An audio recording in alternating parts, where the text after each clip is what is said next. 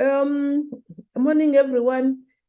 From what I can see, we are not yet correcting, and I am not sure whether the entity that we're going to deal with this morning is in cidb.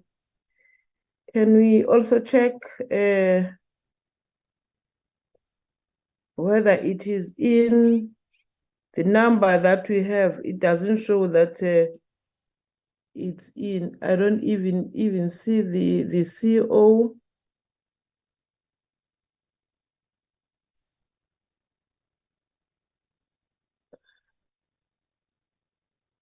Department, can it assist us in checking the entity?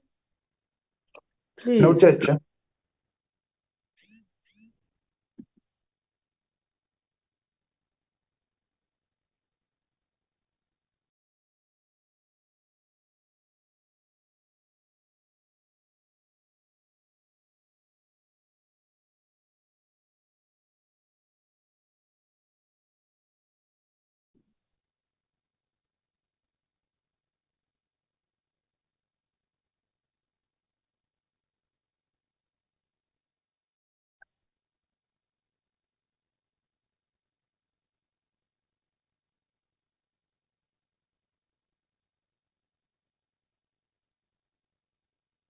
Good morning, Chairperson. It's Ibrahim Mullah from CIDB and Mulay from Matoho. We just, our CEO and Chairperson are just trying to connect. Thank you.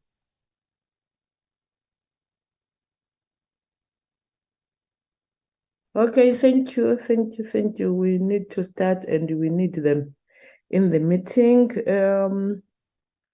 I'd like to check whether the honorable members have also tried to join. I'm in, Chair. Okay, thank you, Honorable Jobo, Honorable Van Skalvik, Honorable Silo, Honorable Siwisa.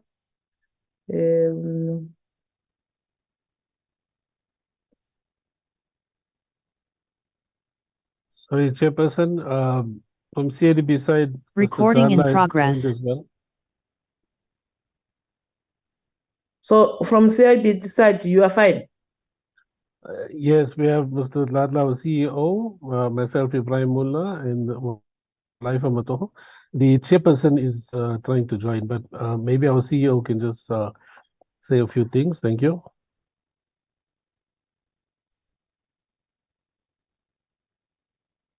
CEO, where is the Chairperson?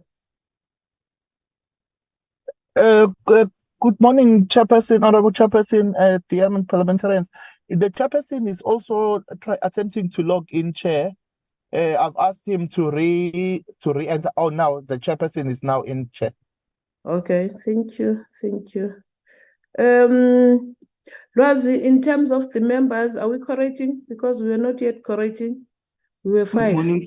Good morning, Chair. We do have a quorum, Chairperson. So we have 6 members.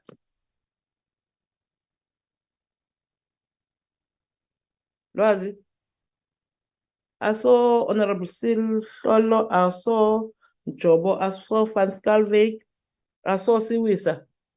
And Honorable Chabalala is here. Okay, we then are correcting. Can you fly to the agenda, please?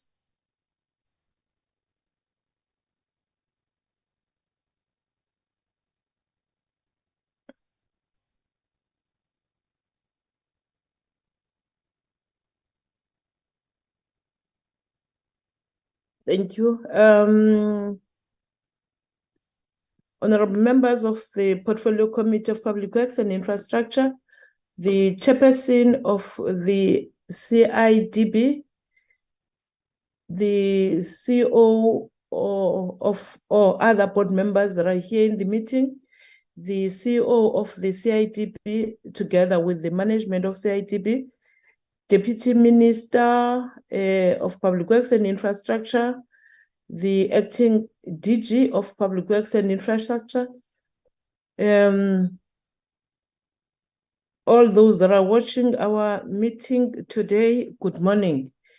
We are continuing dealing with the department and its entities in interacting with the audit report that has been issued by AG, also the annual reports of the various entities.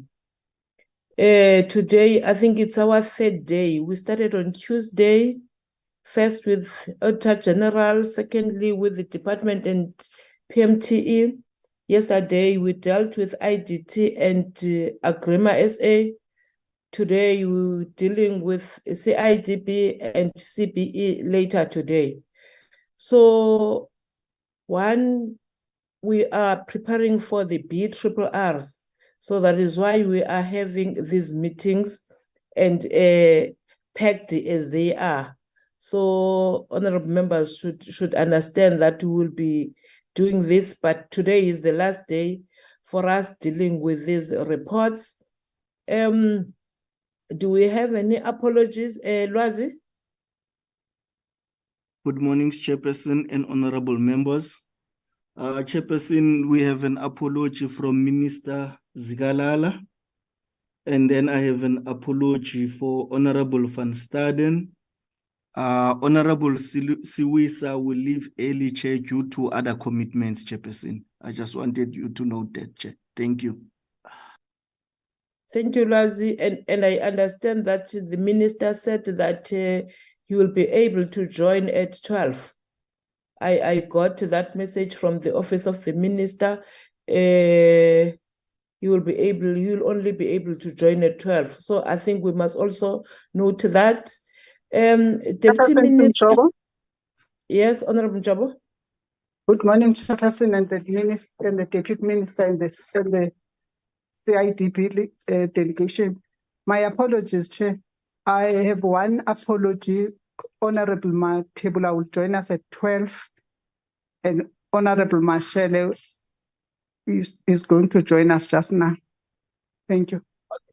Thank you so much, Honorable Njabo. I hope that we also note those apologies and those requests of leaving the meeting early, and those that will join the meeting later on. Lwazi, the CEO is requesting for hosting rights. I think there is a message in the chat group. I now invite the Honorable Deputy Minister, Ms. Periswatz, to introduce the entity to us. Good morning, Honorable Chair, and good morning to the honorable members and to the delegation from the CIDB and all officials. Honorable Chair, the CIDB is here like all the other entities that we have had throughout the days, so that they also do their presentation, so that the Honorable Committee of Parliament can do their oversight, and like all the other entities, give us their comments and thoughts and questions, which will then allow us that this entity also goes through a process of fixing and amending what would have been recommended by the Auditor General. I will now give over to the Honorable Chair, and through you, Chair, that the CIDB then presents to the committee. Thank you. Thank you, DM, for that words introducing the entity. We will ask the chairperson of the entity to be the one who speaks first before the CEO and their management. Chairperson. Thank you, Honorable Chair. I'm not sure if I'm audible. You are audible enough, Chairperson. Thank you, Chair of the Portfolio Committee. Greetings to you, Chairperson, and the committee members, and also to our Deputy Minister.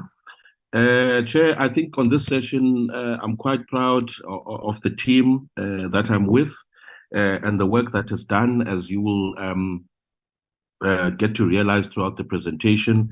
Chairperson, I'm with the CEO of the entity, Mr. Bongani Dladla, and our CFO, Sifiso Nzibande, and we are accompanied by the directors in the CEO's office and also the Director for Strategic Planning and Monitoring and Evaluation. That is the team that will be part of this presentation, Chair. Chair, first of all, as I said, I'm quite proud of what we have done and what we have achieved over the year. We have achieved the 100% performance in terms of our APP, as you might be well aware.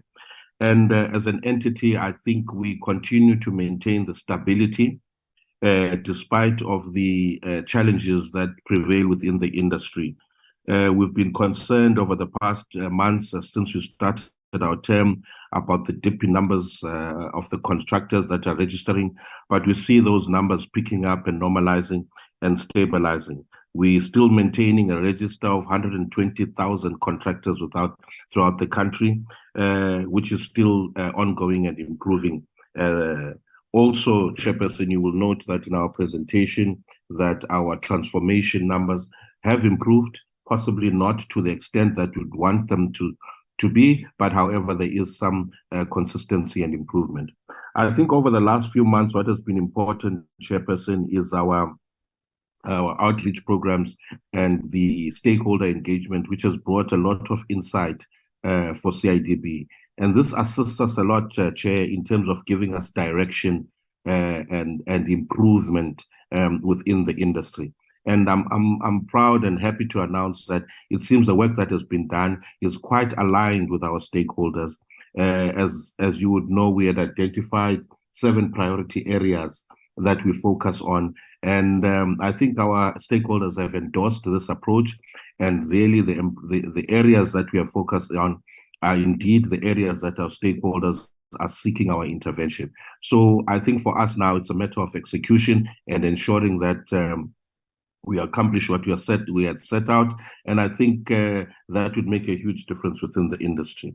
I must also say and emphasize that we've improved our stance in terms of skills development, which the CEO will take you, highlighting, of course, the major event of the 250 women contractors that we had trained in the last few months. Of course, these are also the benefits that we are yielding for our build program, which we are now slowly and surely putting into place, and we are starting to see the benefits, Chairperson. I think from my end, those are just the highlights. And of course, the major one, Chair, and I know that we've received quite a bit of support from this committee. You would remember last year, we were unhappy with our qualified audit. This year, things have improved through consistent engagement with AGSA. I think it helped that we did not let go easily and accept their findings in the previous year. And through the consistent engagement, we were able to improve our position. And in this last financial year, we received an unqualified audit. And of course, we continue to strive, Chairperson, meaning that in the next financial year, our target is to receive a clean audit for that financial year. So things are looking good, Chair. As I said, we've maintained our stability, and I think I'll hand over to the CEO just to provide a few more details on some of the aspects that I've covered. Through you, Chair, if the CEO may enter and commence with his presentation. Thank you. Thank you very much, Honorable Chairperson of the Committee, Deputy Minister Swarth, all members of Parliament, the DG, colleagues from Public Works, and also colleagues from CIDB. Thank you very much for the opportunity. Can Mr. Ibrahim Mula be allowed to share the presentation, please?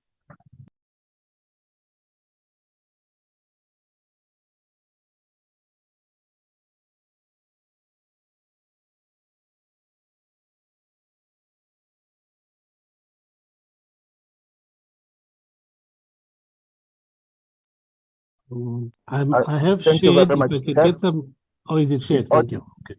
Yeah, it's. I can see it now. Can you please put it on slide presentation mode? Okay, I'm just attempting to do that. Okay, for some reason, I'm sorry, but for some reason it's not going to presentation mode. Let me just try again. Okay.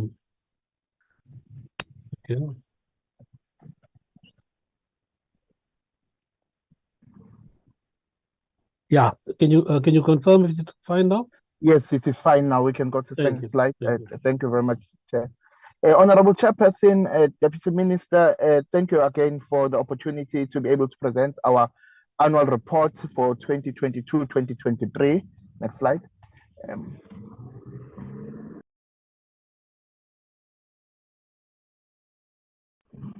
Chair, we will cover briefly the issues relating to our legislative mandate and the strategic goals that we've set based on the administration's goals and also that of the department, and then highlight our performance against the audit, the annual performance plan that was approved by this committee, and then also look at the audit outcomes and issues relating to governance there. And then also, lastly, we will look at our financial impact.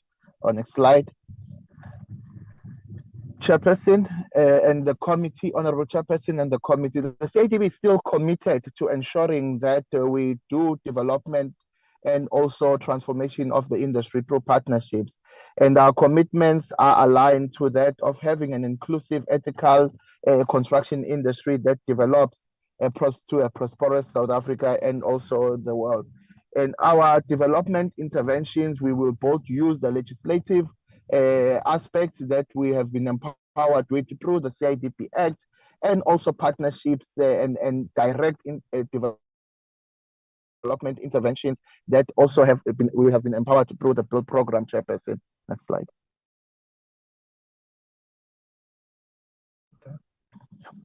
Our strategic focus, Chairperson, has been that of being a reputable regulator, providing innovation in the thriving construction industry and ensuring inclusive growth in the construction industry, working in alliance with all our stakeholders, and obviously that underpinned by solid governance. Next slide. Next slide.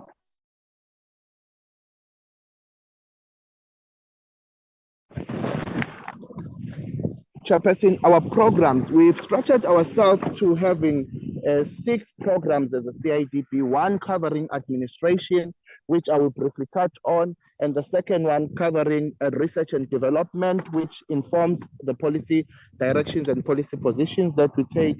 The other one, Chairperson, being construction industry regulation, where we apply our regulations to ensure that the risk mitigation is taken into account when the state enters into contracts with the public sector, with the construction industry.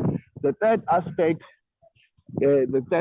fourth aspect is construction industry performance, because we are concerned about improving the performance of the construction industry, because efficiencies that are seen there have a possibility of also improving service delivery and employment. The next aspect is working on procurement and development, because also procurement is a powerful tool to ensuring that we are able to transform the industry. Then the last aspect is our provincial operations, which have been increased now to ensure that we use our provinces as delivery centers for all the development work and supporting our clients. Next slide. The Chairperson has highlighted our performance for the year under review. We performed at 100%. So we met all the targets that we had set for ourselves, the 15 targets that we had set for ourselves. I'm seeing a comment, Chair. I'm not sure if, oh, sorry. Yeah, we've met all the targets that we have set for ourselves in the APP that covered the period of 22-23. And I will highlight Mr. Dladla, as to what. Mr. Dladla, you saw the comment, ne? I don't know whether it's wind or whatever. There is a background noise. Is it still there, Chair? Okay, continue. We could hear you even earlier on, but there was that background noise. But continue.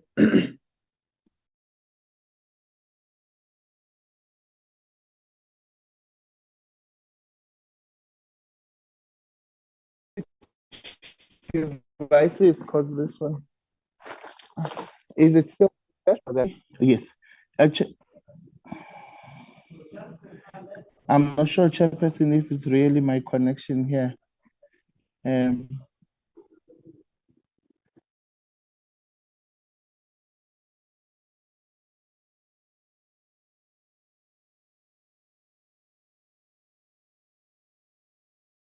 I just want to check whether is there no one who has his or her mic open.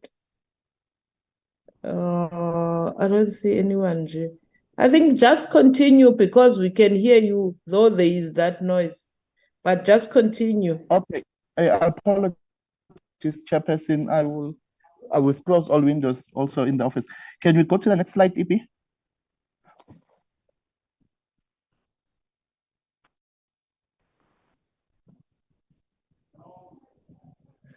Yes.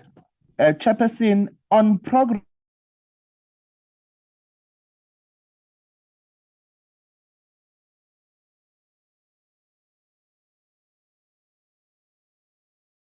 Lost the presenter, Chair.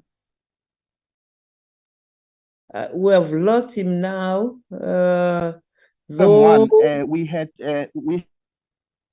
we lost you earlier on, Mr. Dladla.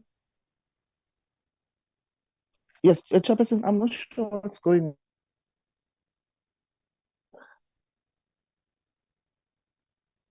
Chair, that sounds like a weak connection. Yes. Like we can't even hear him now, but very funny, his mic is open and maybe he's supposed to be talking. Gone with the wind. We had some of these problems yesterday, so perhaps if there's somebody else to facilitate, Chair, until Mr. Dladla can sort out his connection. Yes. We seem to be suffering from network. Yeah. I think it's network challenges. Anyone who can call him and tell him that we can't hear anything that he's saying. I'll try to call him, Chairperson. Okay. We're calling him.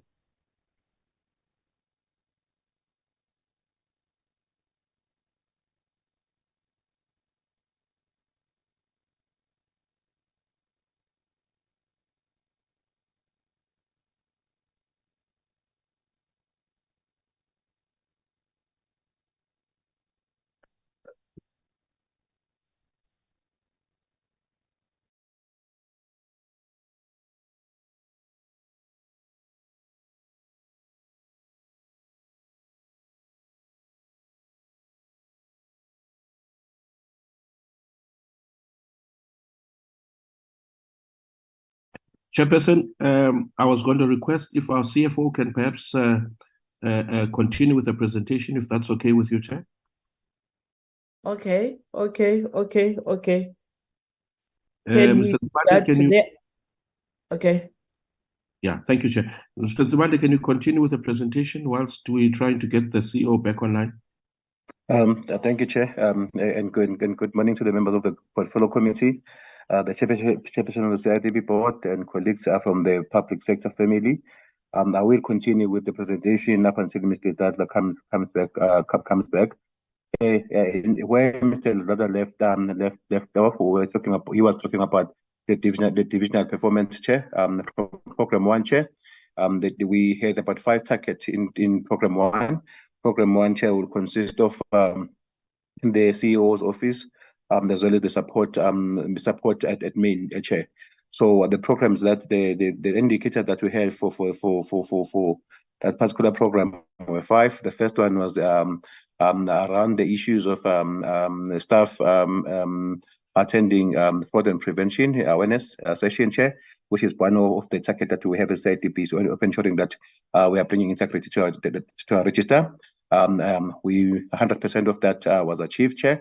Also, when it comes to from the IT perspective, Chair, relating to the system uptime, Chair, we also understand that most of our service orientation now has been moved to online.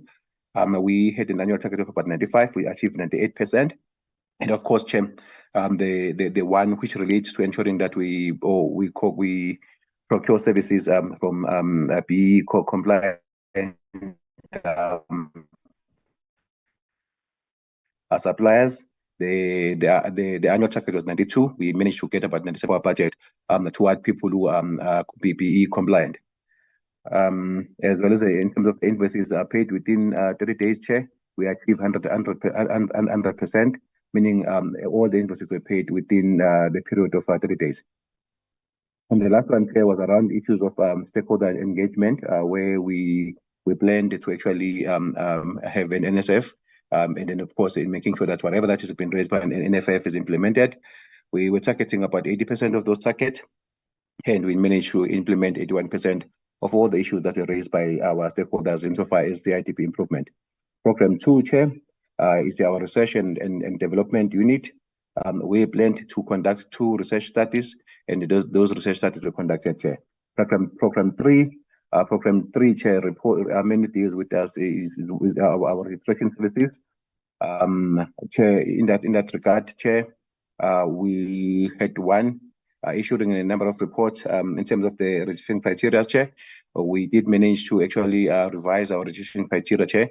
Currently, they are sitting with the desk of the minister, and we do hope that they're going to be published as well as for public comment in the very near future, Chair. And of course, we also had identifying of a number of projects that are not identified on ROP. We were targeting about 3,000, Chair, where CITP, part of our compliance improvement, we go and try to make sure that we identify projects and then make sure that those projects are registered on our ROP for completeness of the value chain insofar as CITP control of our industry. We managed to actually get about 3,000 of those as per the target, Chair. The other target that we had was on ensuring that we are able to register contractors from grade 1 to grade 9 within 21 working days, Chair, in line with the CITP regulations, and that was achieved. Program 4, Chair. Program 4 this is our contractor and development, Chair. We had 2 targets that we had. One was the number of monitoring and evaluation conducted. Chair, we did about 4, in line with the target, Chair. And then, of course, the other one was a number of reports of public sector expenditure, where we look at the report and then look at the total public spend, including your municipalities as well as your local provincial government, and then try to actually see if the infrastructure spend is as per the plan. And we did one report in that regard here. Then Program 5, Chair, in terms of the Program 5, Chair, which deals mainly with your capacitation of land.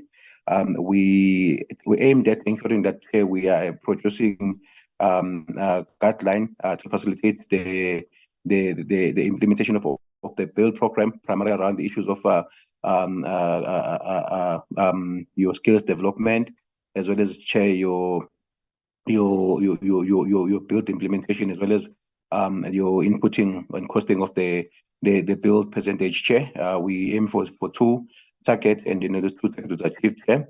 And we also aimed at ensuring that we at least capacitate about 36 client department around the issues of the build as well as other CITP legislations.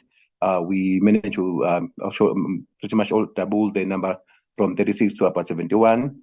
And then, Chair, Program 6, which deals mainly with our also capacitation within the provinces, Chair.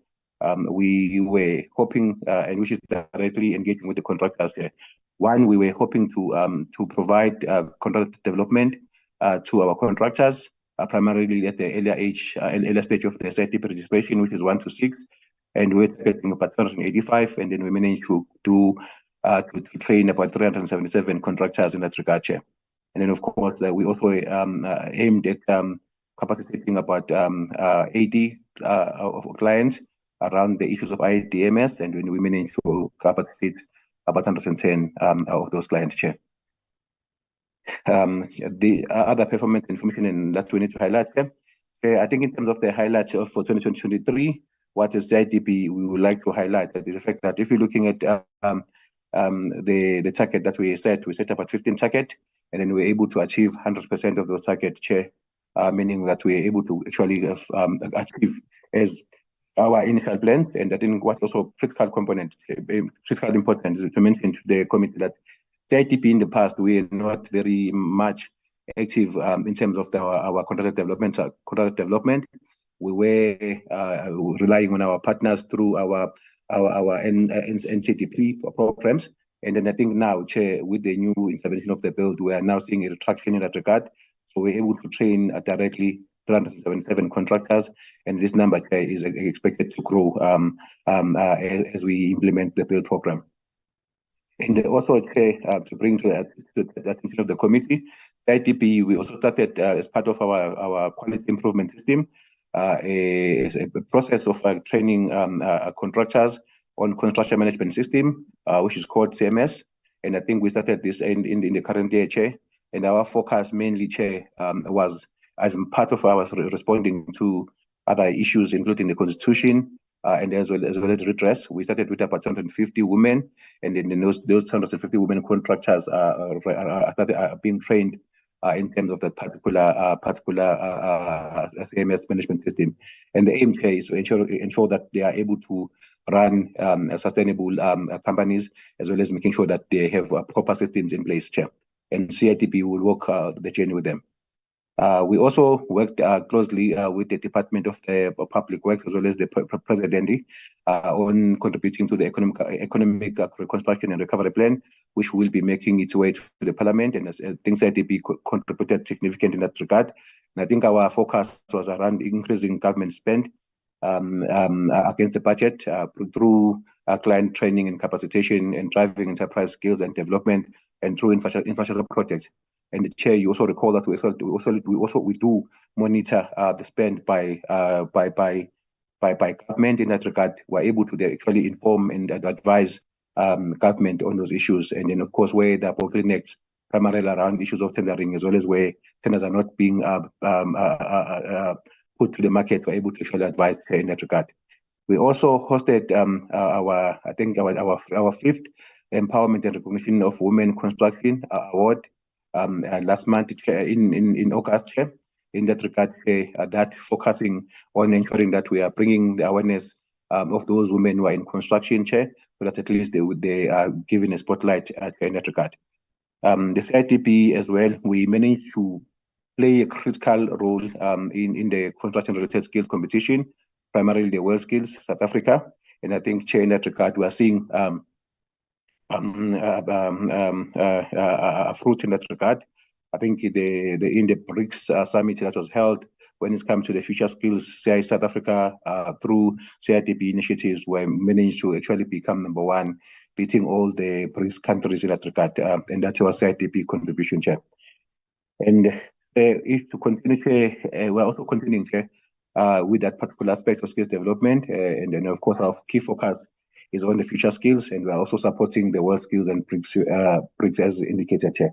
And as indicated, Chair, we did actually become number one, beating even countries as China on future skills, primarily around issues of your beam technology. As indicated, Chair, the CITP, we commenced the issue of the CMS training, focusing on 250 women. Chair. Those are the pictures of the women who attended those trainings. And I think if you're looking at that particular training, Chair, is focusing on SANS 1393, which is on the construction management system. And we do believe it's going to actually empower those women. We can see the Minister, Chair, was part of our the event we held where we were acknowledging the role that is being played by the women in the industry. And I think it was a very beautiful day, Chair. This, Chair, was the future skills where we won gold in the BRICS Future Skills, Chair, which was held on the 12th of September to the 15th of September at Nasrec. And the BMT team that was sponsored by the CITP won, I think, a position gold, as well as also achieving notable awards through the competition, Chair. In terms of the quarterly monitoring, Chair, which I think is also important in terms of our advisory role, Chair, this is the report that we produce over the year, over the period. So we produce one quarterly, Chair, and it's a very informative Chair, insofar as understanding the issues of the industry, as well as making sure that at least we do understand and advise accordingly our board as well as our stakeholders in that regard, Chair. We also, as indicated, Chair, as part of our economic recovery, Chair, this is the information that I think was critical to the contribution that we made, where we looked at the budget spent by public sector, so that at least the economic recovery is informed, Chair. Chair, if you're looking at the budget spent versus the actual implemented budget share over the years, if you're looking at, for example, you're looking at 2021, Chair, we can see that they have been sort of underspent, mainly from the state-owned entities within the region, Chair, of spending roughly about 27%, around 65% or so of their budget. And then, of course, we didn't underspend in that regard of about 30 or so.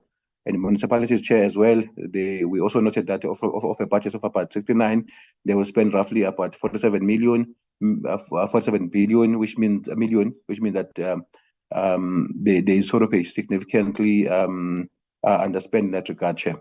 And of course, we also note that the provincial department in that regard are fairly much doing much better, with followed by public entities in how they are spending the budget.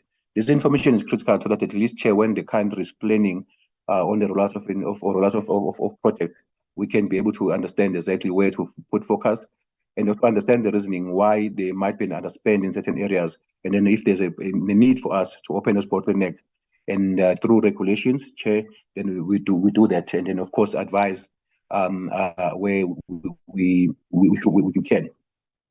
We did host a sort of a state of the construction seminar, I think in the month of July, and I think as part of our view and how we're looking at things, we're able to actually identify that there were certain elements as well as causes within the tendering processes that maybe might need us to actually look at certain things in the future. As indicated, I think the state-owned companies and public entities collectively, they account for 29% of the total public infrastructure budget, and municipalities, Chair, and provincial department account for 28% and 24% respectively, Chair, while national department and public-private partnership accounts around 9%. And I think what is very critical that we noted as well as indicated, we saw a sort of decline in the share that was of state-owned entities in terms of the spend, from almost 8% to about 30% in the following year. And those are the things that, Chair, we do have to try and understand and then reason with them. I think the first, if you can go back.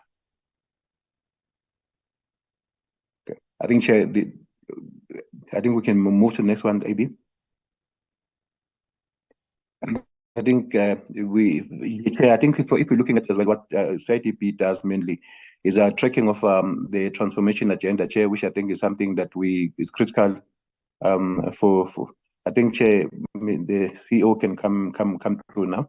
Mr. Lada, you can come through with the permission of the Chair. I think he's. Thank you very much, Person.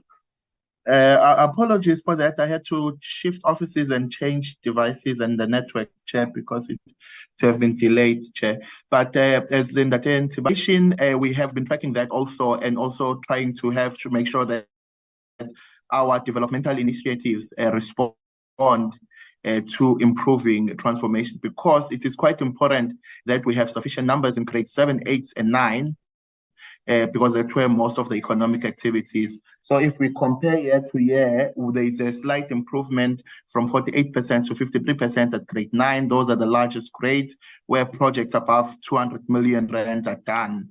But when you look at the targets for the current as a strategic planning cycle, which ends next year, we are meeting the target of ensuring about 75% of construction companies in grade 7, 8, and 9 are Black-owned. But we also set our own other targets to make sure that even at the various levels, we will meet that target, Chair. And we intentionally do not, when we do our average, do not include the grade 1s because there are many in numbers and they create a perception that vast majority of all construction companies are Black-owned, whereas the most economic activity happens at the higher grades. We can continue. And here we're looking at grades that are above that ownership that is above 51%, Chairperson. Next slide.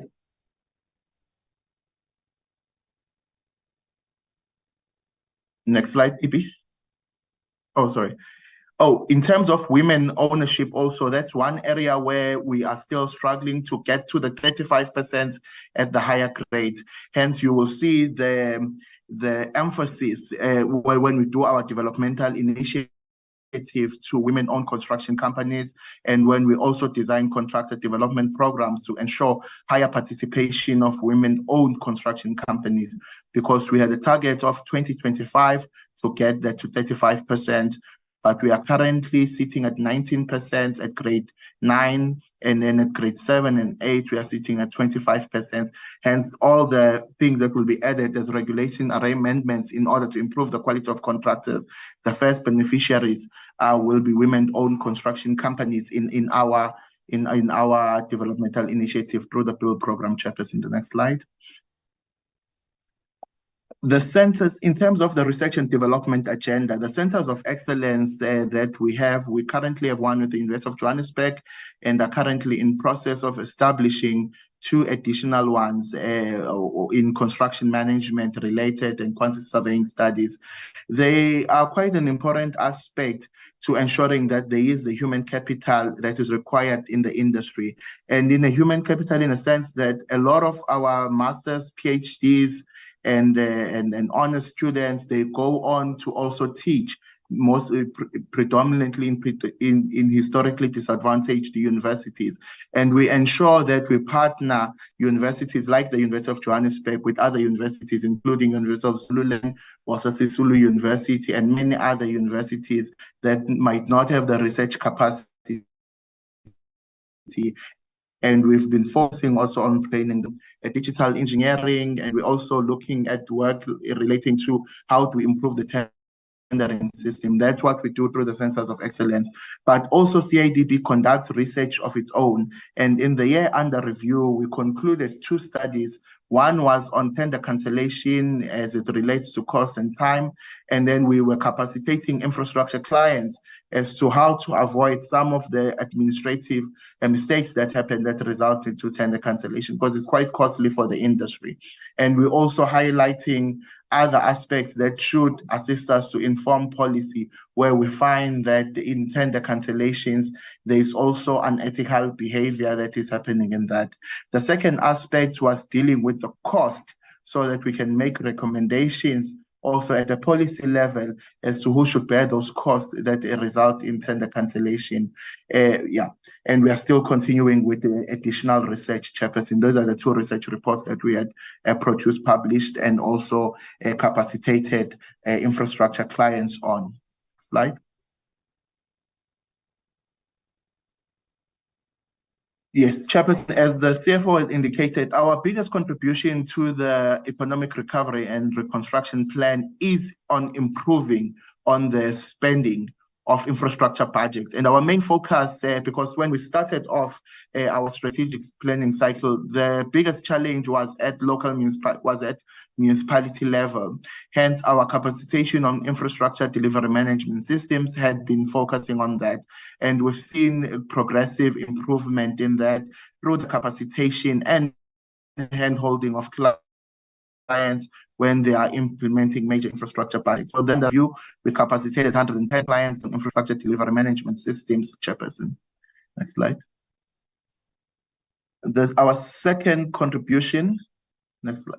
Our second contribution to the economic recovery and reconstruction and recovery plan is also improving on enterprise and skills development, and this is envisaged through our build program. Right now, we're still presenting on potential of the program if implemented fully, and with the support committee, as it has happened in the past, where we are inviting clients to implement the standards. We envisage this providing developmental support to 1,000 contractors a year, or for the year that we have closed, we've developed 250 through this build program, but we want to develop 1,000 contractors a year on developmental support and ensuring expenditure on workplace training per year of about 450 million. And this again in partnerships with major clients like your Sandral, Department of Public Works and Infrastructure, IDT, and many other, ESCOM, and many other large contractors. And out of that, we've also developed a liner management system to capture and monitor the progress of these contractors to ensure that they are doing the various competencies that are required for their registration or certifications as artisans, technicians, engineers, built environment professionals. Next slide.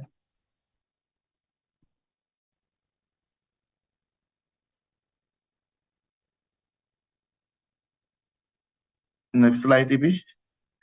Yes, in terms of the implementation of the build program, we've had to restructure ourselves quite extensively to ensure compliance and monitoring of the build program, because we do believe this is really a cornerstone for development in the industry. And we've had to also enter into partnerships with the likes of the Auditor General, National Treasury, and also Department of Labor to ensure that all projects that should be implementing the build program are implementing it. We are still struggling with compliance of many infrastructure clients, next slide, in terms of the register of projects. Hence, we've established a compliance unit and a build unit to work together to ensure that we can take to task those clients that are not implementing the program. Some of the clients you'll find in, for instance, Mangaung Metropolitan Municipality, they've moved from, in the previous years, from 100% compliance to 45% compliance. Hence, we've issued, in line with IGR principles, notices of contravention and are taking some clients through the process of disciplinaries, if you can call it that, to ensure that we can improve compliance. The build program will really only succeed if all clients are implementing the program. And we are working hard in terms of, well, not punish, but yeah, punishing those that do not comply, because it is law now, and those that are doing well, we reward those. Thank you, Chairman. Continue. And this is a continuation of terms of compliance to the register of projects. We can go to the next slide. Next slide. In terms of governance and performance, the major concern for us was that of the Auditor General opinion from the previous financial year of 22, where we got a qualified opinion on a technicality on how we estimate revenue that should be coming from infrastructure clients. And we differed with this and went to court to try and resolve that. And then we went back to mediation with the AG, and we found each other in terms of how the estimation of the revenue for the project. So in terms of governance, we got an unqualified opinion with not many matters of materialities. Supply chain and performance information, there were no material audit findings. You can continue. The only remaining, next slide.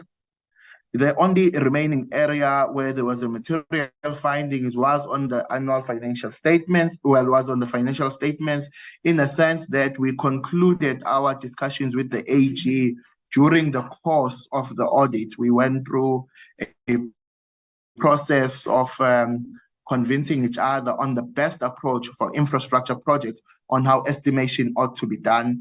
And it was during only that process that we were able to convince each other on the most appropriate approach.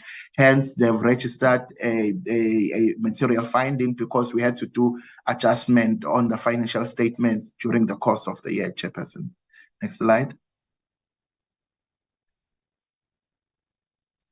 We are implementing all the AG recommendations because again, those were also discussed quite extensively, and we are presenting also our progress again that has been developed and approved by the board to the audit committee, and we will continue to do so, including the internal audit recommendations that we receive from our assurance providers. Chairperson, next slide.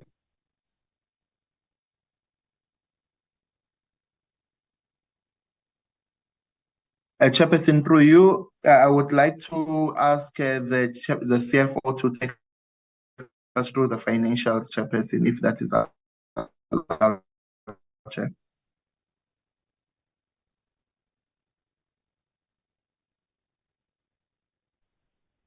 CFO. And thank you, CEO, and thank you, Chair.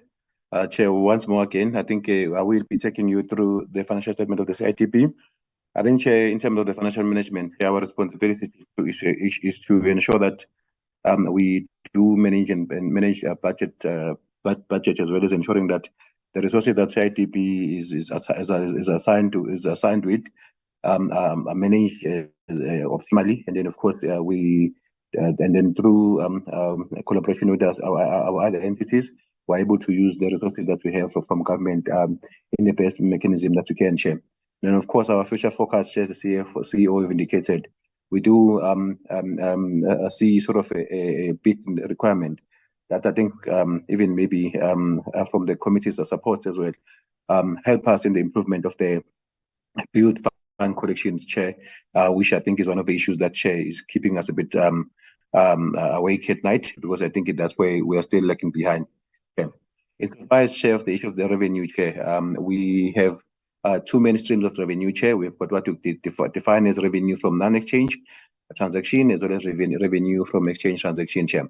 From the revenue from exchange transactions, Chair, the budget, if you're looking at in the comparison to the previous year, Chair, we collected about 50 million or so from assessment fees, Chair. Then the other income, Chair, was about just slightly about 1,000 rand, Chair. Then, of course, finance income, which is the money that we receive from investing CITB's resources, Chair, was 10 million, which is an improvement of about 6 million from the previous year. And, Chair, we do also understand that there has been sort of an improvement in terms of the repo rate, as well as the prime rate, which has been effected and implemented by the Reserve Bank from time to time, Chair. As a result, we also benefited in that regard, so we did note a significant improvement. But if you compare the total revenue from exchange transaction from the previous year, so we've moved from 57 million to 60 million, and I think that largely, Chair, the contribution is what we have received from the finance income, Chair. From the revenue from non-exchange, Chair, we received almost 80 million from government, which is an improvement of about 2 million, Chair, from the previous year, which does represent about 3% or so. And then, of course, if you're looking at the build revenue, Chair, which I think is part of our focus area as a CITB for the purpose of development, we recorded about 122 million, Chair, in the current year, and that is an increase from about 53 million in the previous year. Roughly, Chair, about 70 million improvement in us registering and recording this revenue, which is referred as a build, Chair. We have 120 contractor fine, Chair, which was imposed on one of our clients. And then, of course, annual fees, Chair, that we receive from the registering of our contractors, almost doubled from the previous year, from 46 million to 89 in the current year. And then, Chair, service in kind, Chair, which amount to the rental free that we get from sister entities, Chair, was about 1.4 million in the current year. Total revenue, Chair, was about 353 million, Chair, in comparison to the previous year, about 237, giving sort of about 120 million or so in improvement, Chair, in the previous years, Chair. Then, if you're looking at the total expenditure, Chair, total expenditure also slightly increased, Chair, from 194 million to 224, being slightly about total expenditure being mainly an improvement, Chair, in your employee benefits cost, where Chair, we did fill certain vacancies that we have to did. We were vacant in the current year, primarily around the issues of the build, the revenue, where we're capacitating the structure, as well as bringing sort of leadership within the provinces here. So as a result, our staff increased from 111 million rand to about 224, which accounts mainly for most of the increases, Chair, if you're looking at from year to year comparison. And then, of course, if you're looking at depreciation, Chair, 4.3, and remember 4.3 from 3.5. Then, of course, in the current year, we had a very a fully resourced board, so it's also increased in that regard here. Finance income is in the same range as the previous year, and of course, if you're looking at debt impairment, it's in the same range here. Then operating expenses here also moved from 75 to 91, then giving us a surplus of about 128 million share in the year under review before we check in gains and losses. Then thereafter, if we take the gains and losses here, which was related to disposal of some of our assets, we closed the books with a surplus of about 127 million share. And it's critical to mention, Chair, that the huge bulk of this surplus pertains to the build fees, Chair, which is ring fence primarily for the purposes of development, Chair. Maybe you can move to the next slide.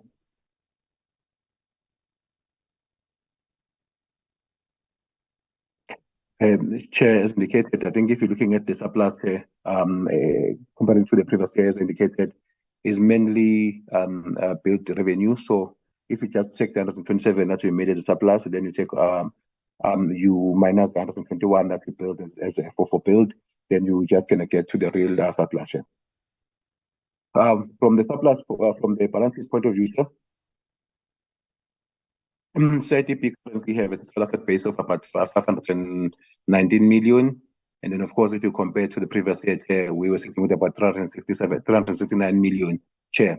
So technically speaking, we've seen sort of an improvement in our asset base, Chair, asset base. And I think if you're looking at mainly, Chair, where the money is coming from, Chair, we do have sort of a big increase in our non-exchange debt, Chair, from 49 million, Chair, to about 156 million, Chair. And mainly, Chair, it is that data book relates to our money is being owed by the sister department or public sector clients that are implementing build but have not paid us. As a result, we see a huge significant growth on our data book, Chair, as a result of that Chair.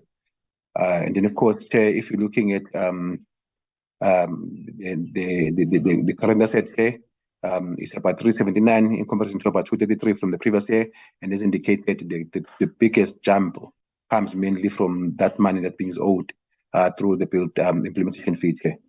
If you go to non-current assets, non-current assets is still within the same range, from 135 in the previous year to 139 in the current year, with slightly an improvement in the intangible assets here. Under liabilities, our liabilities have remained within the same range, Chair. From the previous year, we're carrying about 119 million or so of liabilities, and this, in the current year, it's moved to about 125, and it does at least give us a sort of a comfort as cidb or now going concern to say cidb can cover the liabilities 4 times using its balance sheet, meaning our current asset ratio, Chair, is 4:1 as it stands, which it does indicate that cidb is in a very stable financial situation. As a result, we're sitting with a total net asset or retained or what we call equity of about 394 million, and that's in comparison to about 249 in the previous year. Chair, I think with the permission of the CEO, I will then leave my presentation at that, Chair. And thank you. Thank you very much. Thank you, Sifiso. Thank you very much, Chairperson. Thank you very much, DM and the Chairperson of our board and all members of Parliament. That's the end of our presentation. We would be happy to engage in any parts of the presentation or any parts of the report, Chairperson. And we truly appreciate the insights that emanate from discussions, Chair. Thank you, CEO and CFO, for this presentation, detailed, in fact, starting from the chairperson in his introductory remarks. I think just before I allow honorable members to come in, I think we really appreciate the fact that you have improved in terms of Auditor General. So on that one, it's something that we are all proud of. Honorable Silo, Honorable Tring, those are the two hands that I can see so far. Honorable Van Schalkwyk, Honorable Mjobo, in that order, honorable members. Thank you, Chairperson, as I lower my hand. And thank you to the Chairperson of the board, and thank you to the CEO as well as the CFO for a positive presentation in as far as the Auditor General's report is concerned in respect of the CIDB. Chairperson, what I mostly want to welcome in as far as the presentation is concerned, as noted in slide 8, is the 100% of the invoices that are paid within a 30-day period. This is indeed a welcome development, and I must commend the entity in achieving this, because many of the companies that do work with entities are small companies that do depend on the financing or the paying of invoices within a 30-day period. As such, then making sure that our SMMEs are able to continue providing services towards the department. I also welcome the achievement of the 100% achievement of all the programs as highlighted by the Chair and the CEO, as well as the CFO. On slide 8, Honorable Chairperson, I want to check with the entity in terms of what the CIDB found in as far as, or rather what the intentions of the program in as far as fraud and prevention awareness entails. What does that entail? What is the significance thereof? Particularly considering, Chairperson, that within the industry, we are currently under siege from the construction mafia. I further want to ask the question in relation to that as to, of the contractors or the within the industry rather, what has been the impact of that particular phenomena that has affected our country and has taken well over close to 60 billion within the construction industry? In terms of the monitoring and evaluation that has been conducted, what did the CIDB find that was either advancing the industry or leading to setbacks within the industry? And what did the CIDB anticipate to discover in as far as this particular monitoring and evaluation is concerned? In as far as the research and development is concerned, that is highlighted on slide 23, I just want to check whether the research reports that were highlighted, the 2 research reports, are accessible on the CIDB website, or how the committee can be able to access those, or if they can be forwarded to us, because I think those are important and brilliant reports that we should be able to go through and understand what some of those issues entail. The CEO, if I'm not mistaken, on slide 29, did indicate that they did go to court to challenge that particular finding by the AG. I want to know at what cost that was, and whether there was any decision, or was that the court decision that led to the mediation between the CIDB and the Auditor General in as far as the audit outcome is concerned.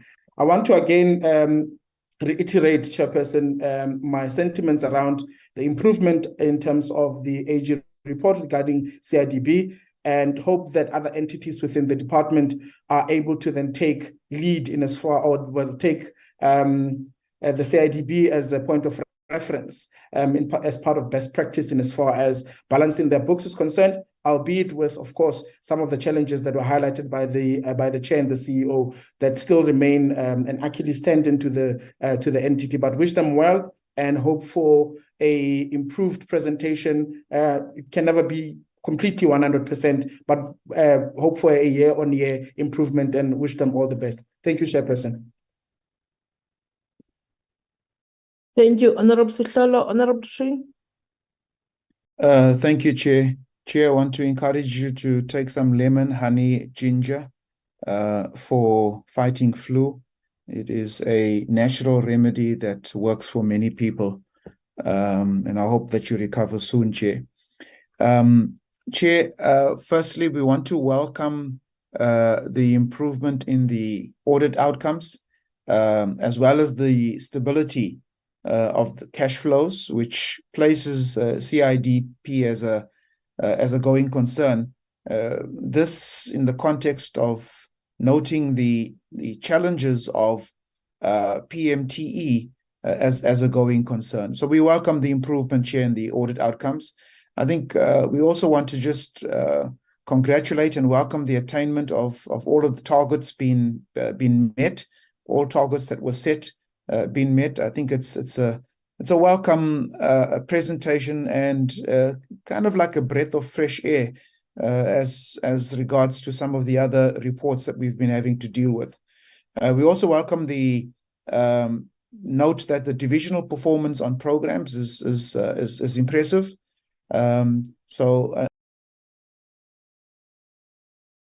cidb.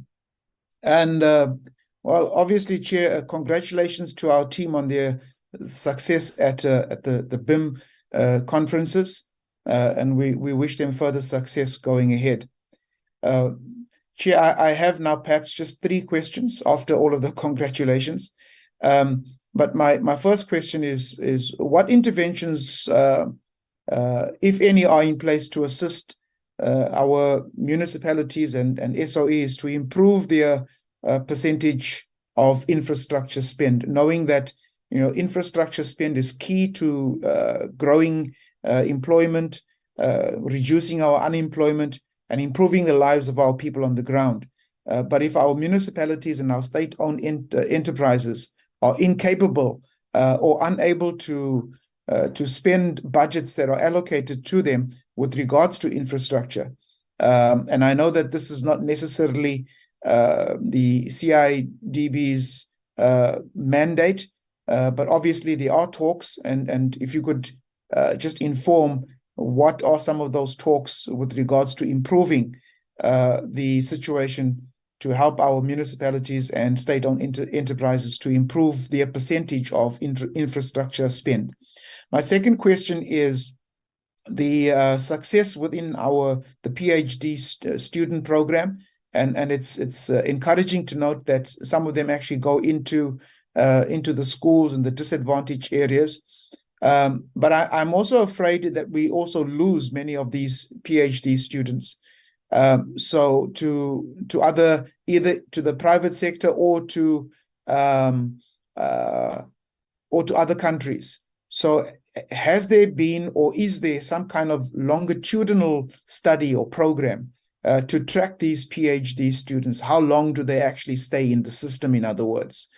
And then my last question has to do, I suppose, not necessarily your construction mafia, but just the ability of some construction companies to avoid some legal processes where they are given a particular tender, like the one of Mr. Sodi in the Free State, given a tender to build or to refurbish a prison, fails to do so, and pockets some 130 million, according to the Sowetan, and another company then has to be found. Time is gone, money is lost, and one also notes that this particular individual changes the name of the company G5 and failed again at the waterworks treatment plant in Tshwane, where we've actually had the cholera outbreak. Now, if we are not able to put the brakes on these particular construction companies who continually fail our departments, change the names and sometimes directors, and then are given a tender again, and they continue to fail, we ourselves then, and this particular department finds itself then being complicit in that in those failures. So what is being done to prevent these construction companies from failing and in the process causing harm to the very poor on the ground? Thank you, Chair.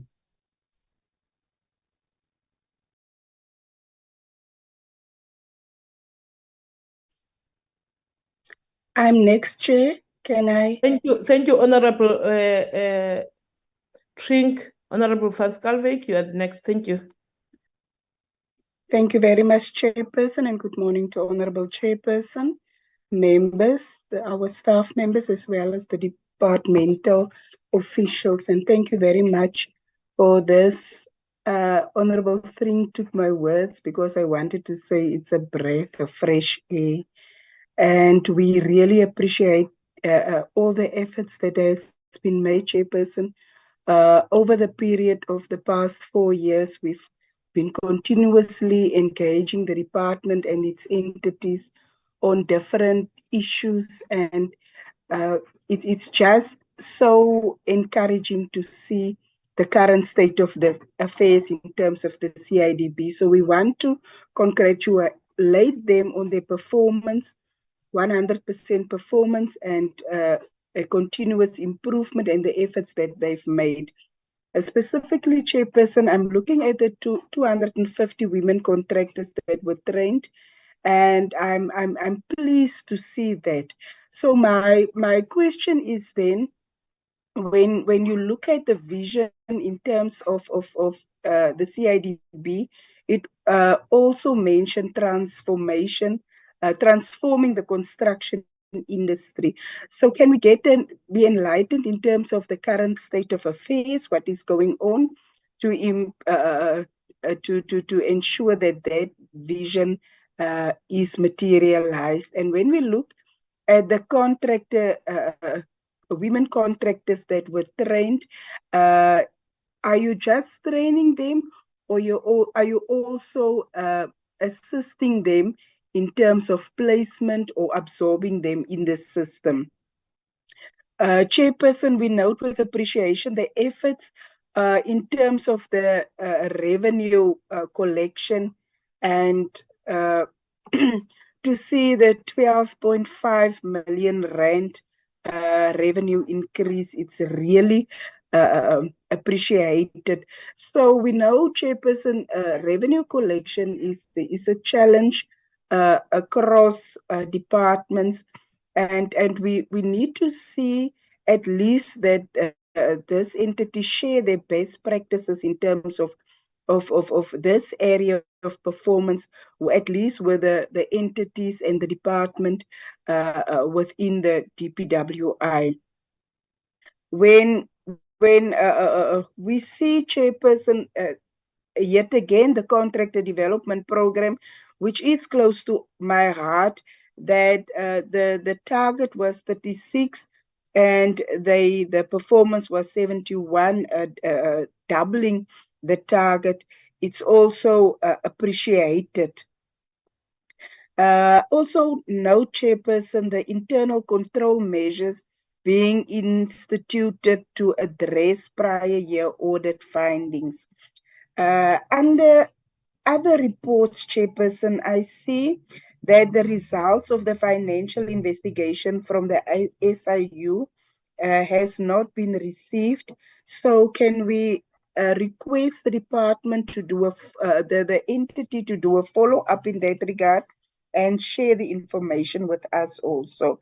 Then, Chairperson, lastly, the entity has a very low vacancy rate. I think it stands at 8%, and it's also welcoming. It's far below the current norm, but we also want to urge them to try as far as possible to fill those vacancies, and so that we see the department joining the effort in fulfilling that our unemployment rate decrease. Thank you very much, Chairperson. I'll pause there. Thank you, Honorable Van Schalkwyk. Honorable Jobo. Thank you, Chairperson. I'd like to welcome the report and congratulate the CIDB on 100% performance. And thank you for the 250 women. And I'm very happy when you talk about women. But just one question. If the 250 women own the contractors on construction, and what about the youth and disability? I didn't see anything on their presentation. Thank you, Chair. Thank you, Honorable Jobo. I'm covered by my colleagues, the honorable members. I had written down only one question that as much as we appreciate that women are empowered, and especially that you were focusing on ensuring that they at least move up a grade higher. We have seen even in other entities and in the department, when they report, when it comes to people living with disabilities, you will find that sometimes they usually say that they didn't get, and we know that there are many, and we know that some are emerging contractors. So my question would be, in adding to what Honorable Jobo is saying, what is your plan about people with disabilities and young people in this issue of training? Thank you so much. Thank you, Honorable Trink, for that advice. This fever is not getting better, it's getting worse. Thank you.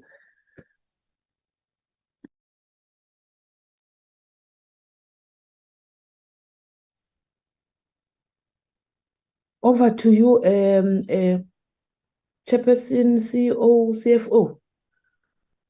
Thank you, Chair. Just before my team starts to respond in more detail, there are quite a few issues which I would like to touch on and perhaps sensitize the committee in terms of some of the challenges that we experience based on the questions that have been asked. Fraud and corruption, Chair, remains a problem for us even at the CIDB. And this touches on many issues that have been raised by the committee members, especially when it relates to the defaulters, the contractors' defaulters. And one of the things that the minister, in our first engagement, I take it in his oversight in visiting some of the projects, he picked up that the quality of some of the contractors that are doing this project is of concern. And it all leads back to how did we actually register a contractor that is actually failing and defaulting and actually doesn't meet the requirements. There seems to be a gap, and he actually gave us, that was one of his tasks to give us, to say, let's look at this problem in isolation and see what solutions we can bring about. It becomes a crime issue, Chair. It doesn't become a real CIDB issue, and kind of leaves us in a very bit of an awkward situation, because now it means we need to rely on other departments and so on and so on. But however, we are embarking on that process to try and see internally within CIDB, how can we limit the scourge, because it is a problem that many projects, and obviously does affect service delivery, where contractors do not complete because they do not qualify, or they have a good grading, yet on site they do not exhibit that experience and knowledge. So these are some of the areas that are for concern to us. Also, Chair, you will also recall, especially you, Chair, when we went to Singapore, the success of the entities and how there was much reliance on the entities in executing the objectives of the government. A lot of reliance there is given to the entities in terms of them doing the execution. With CIDB, it is the case, and a lot of our stakeholders rely on us in providing answers as to some of the challenges that exist. Some of them, let's say, being procurement challenges, some of them being the construction mafia, some of them being the training that has been mentioned. We are somehow, in terms of our scope, limited. For instance, yes, we can facilitate the training because that falls within our mandate in terms of the development of the industry. However, we are short in ensuring that the people that are trained are actually doing the work because we as CIDP do not embark on projects. So it really needs some kind of overhaul. Also in procurement issues, we get a lot of questions around what are you doing with transformation initiatives? And yet there's a tussle behind the scenes between the CIDB and Treasury that has the role of overseeing the procurement bill, etc. And you'll be shocked as we sit here, Chair. CIDB has no sight of the procurement bill only 9 days before it was presented to Parliament. Our inputs were not taken, and because that seemed to have been a Treasury document. So it is a bit of a frustration because issues of procurement come back to CIDB and CIDB needs to answer. And yet we find ourselves very restrained in terms of influencing our solutions. And it's a bit unfair because sometimes we actually have the research in terms of the cancellation of tenders as one of our research.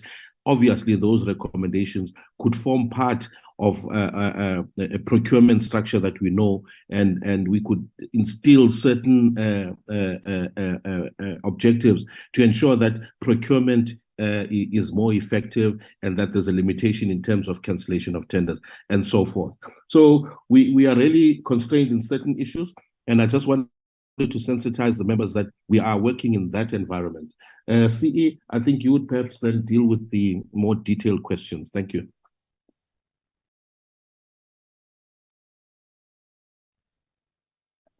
Thank you, Committee Chair, for the opportunity. Thank you, for Chair.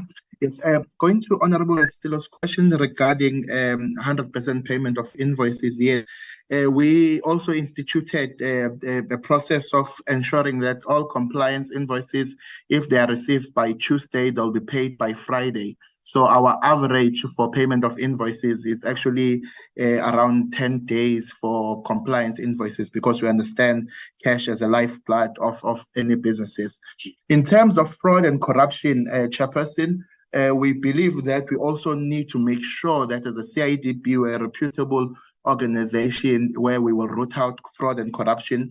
So in addition to the workshops that we host and the awareness campaigns, we've also taken a zero tolerance approach to fraud and corruption, and have unfortunately in the past also have had to dismiss staff members and deregister contractors where we had found evidence of fraud being perpetrated during the process of registration, and we were using that also as a deterrent to others from committing similar actions, because when a construction project fails, it's not just the money that is lost, but it's employment opportunities and also service delivery that is much needed by our communities. In terms of the impact of construction mafias on site, Minister Zikalala and also Deputy Minister Swart has also indicated really the significant impact of that in terms of delayed execution of projects and also projects becoming more expensive to execute. And in some instances where there has also been loss of lives when these when the sites are disrupted. But there is work being done also on the preventative aspect and also on the punitive aspect, and through the collaboration that's by the department with IDT, we are also accelerating the implementation of social facilitations that is done properly to ensure that communities are taking ownership. It finds itself later on as a criminal aspect, then working with law enforcement agencies to deal with that particular issue. But we have capacitated infrastructure clients also on how to do proper social facilitations in order to ensure that where there are business opportunities and genuine business construction companies in communities, they can benefit from that, and also the employment of the people in the areas, and try and look at as much as possible. In terms of our monitoring and evaluation reports on transformation, what we have seen as one of the major issues that impacts also on transformation. One,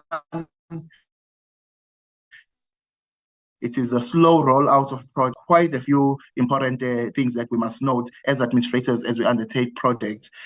So it's a slow rollout of projects, and also payment on time is also killing construction companies and disproportionately killing black-owned construction companies, because in some instances we have a lot of access to the work within the public sector. Hence, again, the proposal on the cidb Act amendment to also include the private sector so that there are more opportunities.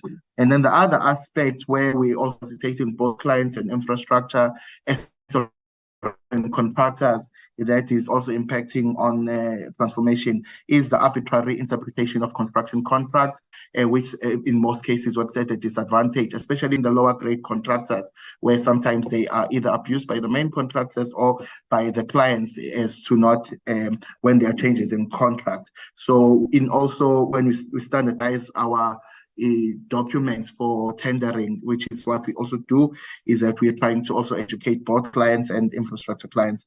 The research reports that we have done are available on our website, but I will also make sure that they are sent to the committee through the secretary of the committee, because it also shares important insights that if we implement the recommendations, more infrastructure clients implement the recommendations, we will see a faster pace, a faster rollout of projects.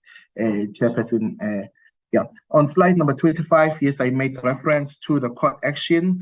We had decided through the resolution to litigate against the AG when our dispute resolutions was not working, and then we filed papers on 2 occasions. The AG requested additional time to file their responding affidavit until the AG and the deputy AG themselves intervened to saying, let us start on a new process of what you call this, what's the word?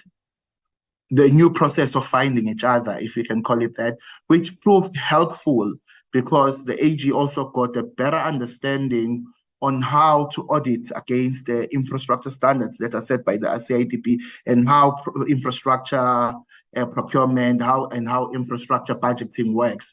And then in that case, then we had to agree to drop the case when we had resolved the issue after having discussions. And I think both entities, both the AG and ourselves, came out of that, especially with the research that we had done and the expert opinions that we had done. Both entities benefited better to understand how infrastructure works. And I will ask I'll confirm with the office, but I think the cost of that was roughly 500,000, Chairperson. But I'll get the exact figure, Chairperson, from the CFO on that, Chairperson.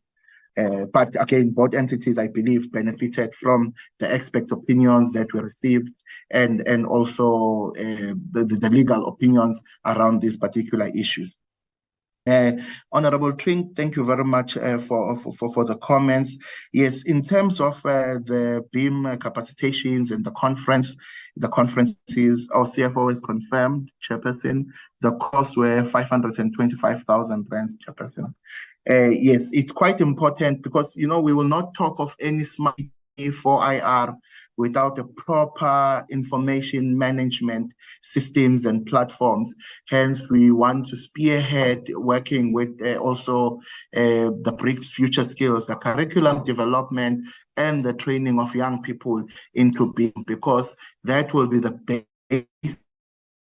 basis for any, and we were quite happy that our participants performed so well. And I have to note, this was not solely done by the CIDB. The department and the ministry through professional services also contributed greatly to this, both financially and providing the skills for people to be able to train and also compete in this. So it's an ongoing process. We've developed the BEAM roadmap for the country. We are developing the curriculum, and then we are also training on that. In terms of interventions to assist SOEs and municipalities to spend, yes, we would do that in a number of ways, Honorable Tring. One of them is the capacitation processes, and we take it beyond just, a classroom type setting to saying this is how infrastructure delivery management system works, this is how tender documents and specifications are developed. Because over the years we interact with more clients, we get a list of where are the areas where most clients fail.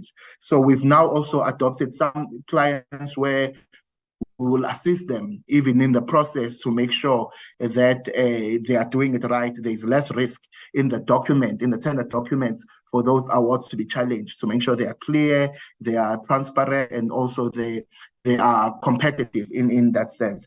And we also are writing a lot of guidelines for clients through our practice notes to say, for instance, we'll develop a standard tender document for infrastructure so that most people are working around the same issues. And we've been issuing guidelines on also how to conduct site briefings so that there's no complaints also on that as to saying the process was unfair. So in order to increase the expenditure, it is really through capacitation and also direct involvement in helping those infrastructure clients. And we wanted to focus, we had focus on local municipalities, and then now SOEs are also a huge focus, because initially the assumption was there's a lot of capacity in SOEs, these mistakes don't happen that much, but we are assisting in that, Chairperson. In terms of the study of how long our PhD graduates sit within universities in terms of after they graduate, we have not conducted that study, but I would be more than happy to conduct that study and provide the information to the university. But one thing I know for sure is that, for instance, if you could look at Walter Sisulu University, the head of department of the construction management system is a beneficiary of this partnership through the Center of Excellence. Nelson Mandela, there's also another brilliant South African PhD graduate who's there. There's also the deputy director of the Center of Excellence at the University of Johannesburg itself is also a product of this. But we will have to, I think it's quite important that we do that longitudinal studies to be able to see also if there's any interventions that we can put in to make sure that more people benefit. Because the important thing is that sometimes the historically disadvantaged universities struggle to attract, academics with PhDs, hence the students that they also suffers in terms of the accreditation of these programs. So we thought it would also be an important aspect to support, at least at the level of ensuring that the lecturers are qualified, and also the TVET college lecturers have also made a contribution there, so that as they teach our young people, they are teaching them best practice. And we know that our historically disadvantaged universities are still home for many of the Black students and those that were also historically disadvantaged. But we will have to look at that and also see how we can better support in that area. In terms of construction companies, to avoid fraudsters returning on our register, this was something that actually the board was seized with quite a bit at the beginning of the term, because our legislation currently only allows us to deregister a company, but not deregister a director. The directors can be dealt with at National Treasury level, because what we don't want is exactly what you've highlighted, Honorable Tring, to saying, a director in this company, they do something wrong, and then they move and open another outfit and continue doing business. But our legislation currently is limiting in that we can deregister a company and have deregistered a few, but the director as the individual directors currently, how do we better deal with that aspects, because I would assume the behavior that happened in company A will continue in company B if it's still the same leadership. And also on avoiding extensive legal costs to construction companies when they're disputing awards, we've submitted the feasibility study on establishing of a construction ombudsman, apologies, chairperson, to the minister also for consideration, because it's also something that could be very useful to avoid protracted litigation when awards are being challenged, especially on simple technicalities, chairperson. I think I've covered all the questions, Honorable Chairperson. From Honorable Skalvik, thank you very much for, those reaffirming comments. In terms of the women-owned construction companies that we've started focusing on, one major aspect that we've also been trying to do to ensure that there is access to work is the establishment of proper and working contractor development programs. The first step was to develop the guidelines on how to establish a contractor development program, which we had concluded, and then it requires a policy. From the entity, and we've also developed the model policies, and we are assisting the entities. We've just concluded with the KZN Department of Transport in terms of re-establishing their contractor development program. And then, so when we move from the training aspect to the certification aspect, they have access to real life projects. And IDT also has established a wonderful and very ambitious contractor development program working together with the CIDB. So it's quite important that we provide those opportunities, as you've correctly noted. We will follow up on the SIU investigation and report back to the committee when we receive that particular information from the SIU chairperson. And the vacancy rate, yes, we are committed to capacitating our structure, because we do have ambitious targets, because we believe construction can really be the cornerstone for the economic recovery and the reconstruction of the country, chairperson. Honorable Jobo, I will, in terms of the numbers, in terms of transformation of youth and people numbers, but in terms of programs, when we piloted the first implementation of the BUILD program, we intentionally focused on women, in a sense that when post-COVID, those were the companies that we felt were impacted, well, that were impacted the most in terms of dropping in grade and access to work. But we have full commitment in actually supporting and developing all the designated groups, the chairperson. And it goes to the chairperson's comments also in terms of honorable chairperson, in terms of peoples with disability against chairperson. We do have our BUILD development strategy. I think we will have to also share it with the committee because it highlights also all the other aspects that we intend to do. This was just a start based on the monies that we had collected in the previous financial year, but we have huge ambitions. We've started also now in this financial year in assessment of prior learning, so that we can do top-up trainings to ensure that we improve the quality of our contractors, because there has been a cry to saying our contractors are not that competent. So what we did was we proposed amendments to our regulations to ensure that competency also is also part of the requirements in order to register, so that we can remove the grade as a tool for risk mitigation. And the BUILD program, we don't want to create any barriers, but we want to create opportunities for people to upskill themselves so that they can also grow within the grade. And the BUILD program is really premise on that. So to deal with fraud and corruption, again, we've partnered with the South African Police Service in order to be able to register cases, and have trained them and the NPA on how to speedily prosecute such cases, chairperson. And I think they've noted those in the report, chairperson. I'm not sure, chairperson, if there is one aspect I have missed, and I will find the link to the report to be shared with the committee, chairperson. I thank you all, chair. Thank you, CEO.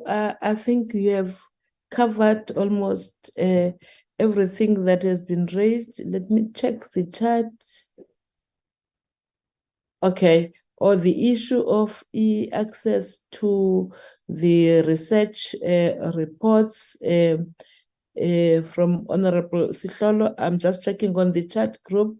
I think you can assist that by sending us how do we access those reports. If there is a link, you send it to us so that we'll share with all the members of the committee, especially if they are public reports. Even if they are not public reports, then you send the reports to us so that we share with the members of the portfolio committee. Not sure whether are there any follow-up questions, honorable members?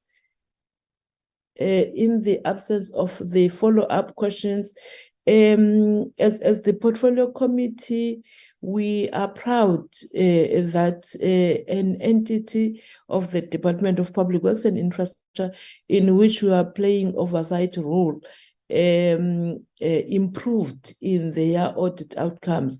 I think you will remember that when we were dealing with the audit outcomes last year, when you received qualified audit opinion, this committee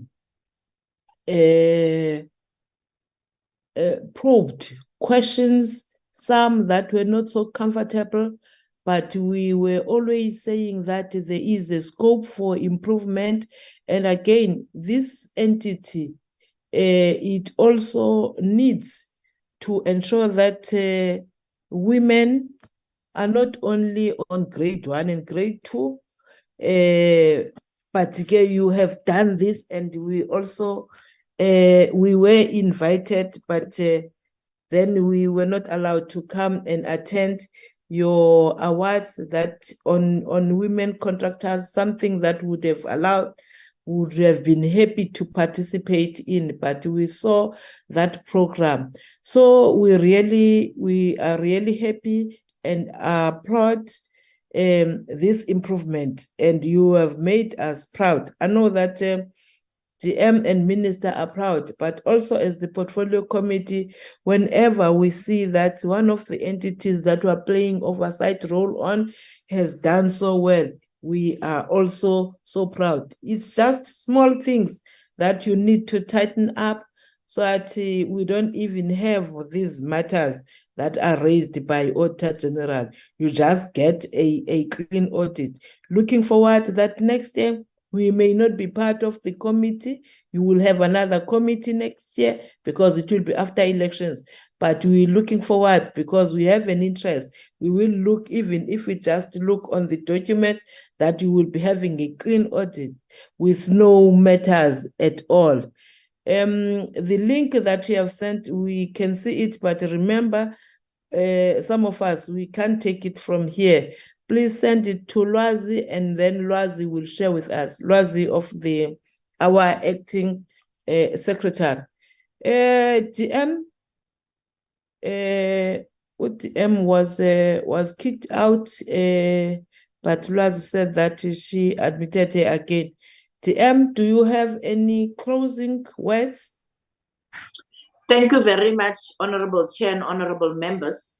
We also would like to join the Portfolio Committee in indeed congratulating the CITB for the very stunning job that they've done, and that we are also saying that they should not relax. They should work harder, tighten all the systems they've put in place, and we are indeed looking forward to them having a clean audit in the next financial year, and that in all the programs where they need to put extra efforts, that they are going to do so. And that indeed, Honorable Chair and Honorable Members, we are supporting the CITB in the programs that they are running, especially in their training programs. And that, Chair, we are all working very hard with the entities that are providing physical construction programs like the CITB and the IDT itself, that we should indeed have guidelines and strict measures in place, that before any project starts, we would have done a lot in terms of avoiding construction mafia interference, that any project before it starts, would rather delay the start of a project to avoid interference of the construction mafia, and that the socialization program should at a stage reach a level where we actually have a policy and we actually have a tight program that will assist us in socializing projects in communities before they start. And we also welcome all the comments made by the portfolio committee and would like to thank you very much, Chair. Thank you, DM. Just one point, I think it was on the comments of CO, not CFO. This collaboration and working together with IDT, I think, DM, it is a good thing that the entities that are in your department should work together for the good of all South Africans and to assist each other. I think what they have started, I hope that it will spread even to other entities. If there is a gap where these entities can assist each other, I think what they have started is good. Maybe we will see as we get reports of how this integration and this assisting each other is going to yield. But I think it is a good thing. Honorable members, thank you again for your informed questions, probing questions, constructive deliberations when we are dealing with our entities, and as also the portfolio committee playing our oversight, being watchdog. I really appreciate what you are doing today. Please bear with me on my hoarse voice. My fever is worse today. We are adjourning for now, and we will come back at 12:30. Because we have said we will have a meeting at 12:30, we can't change and bring it nearer. We can log out, but use the same login details or the link when you want to log for the 12:30 meeting. Thank you. The meeting is adjourned. Thank you, Chair. Thank you, Chair.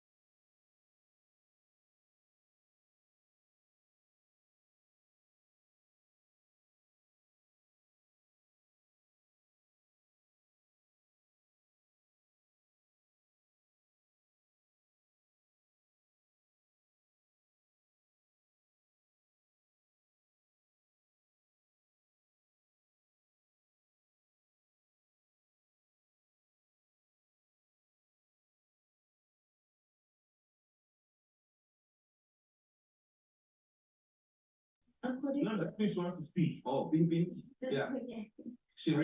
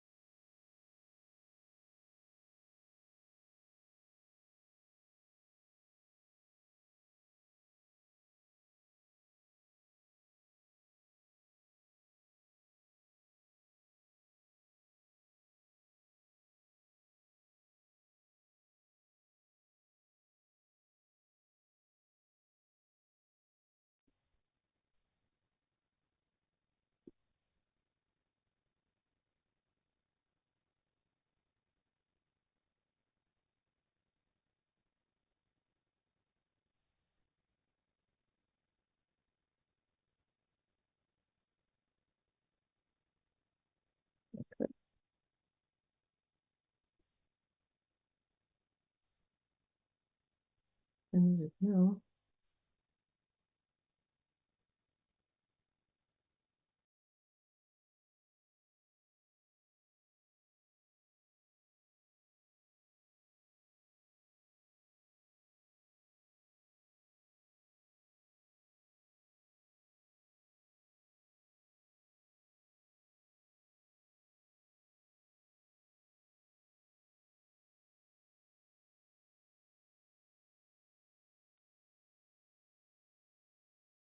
I think we can start now. Can we start, Lwazi? All the honorable members back?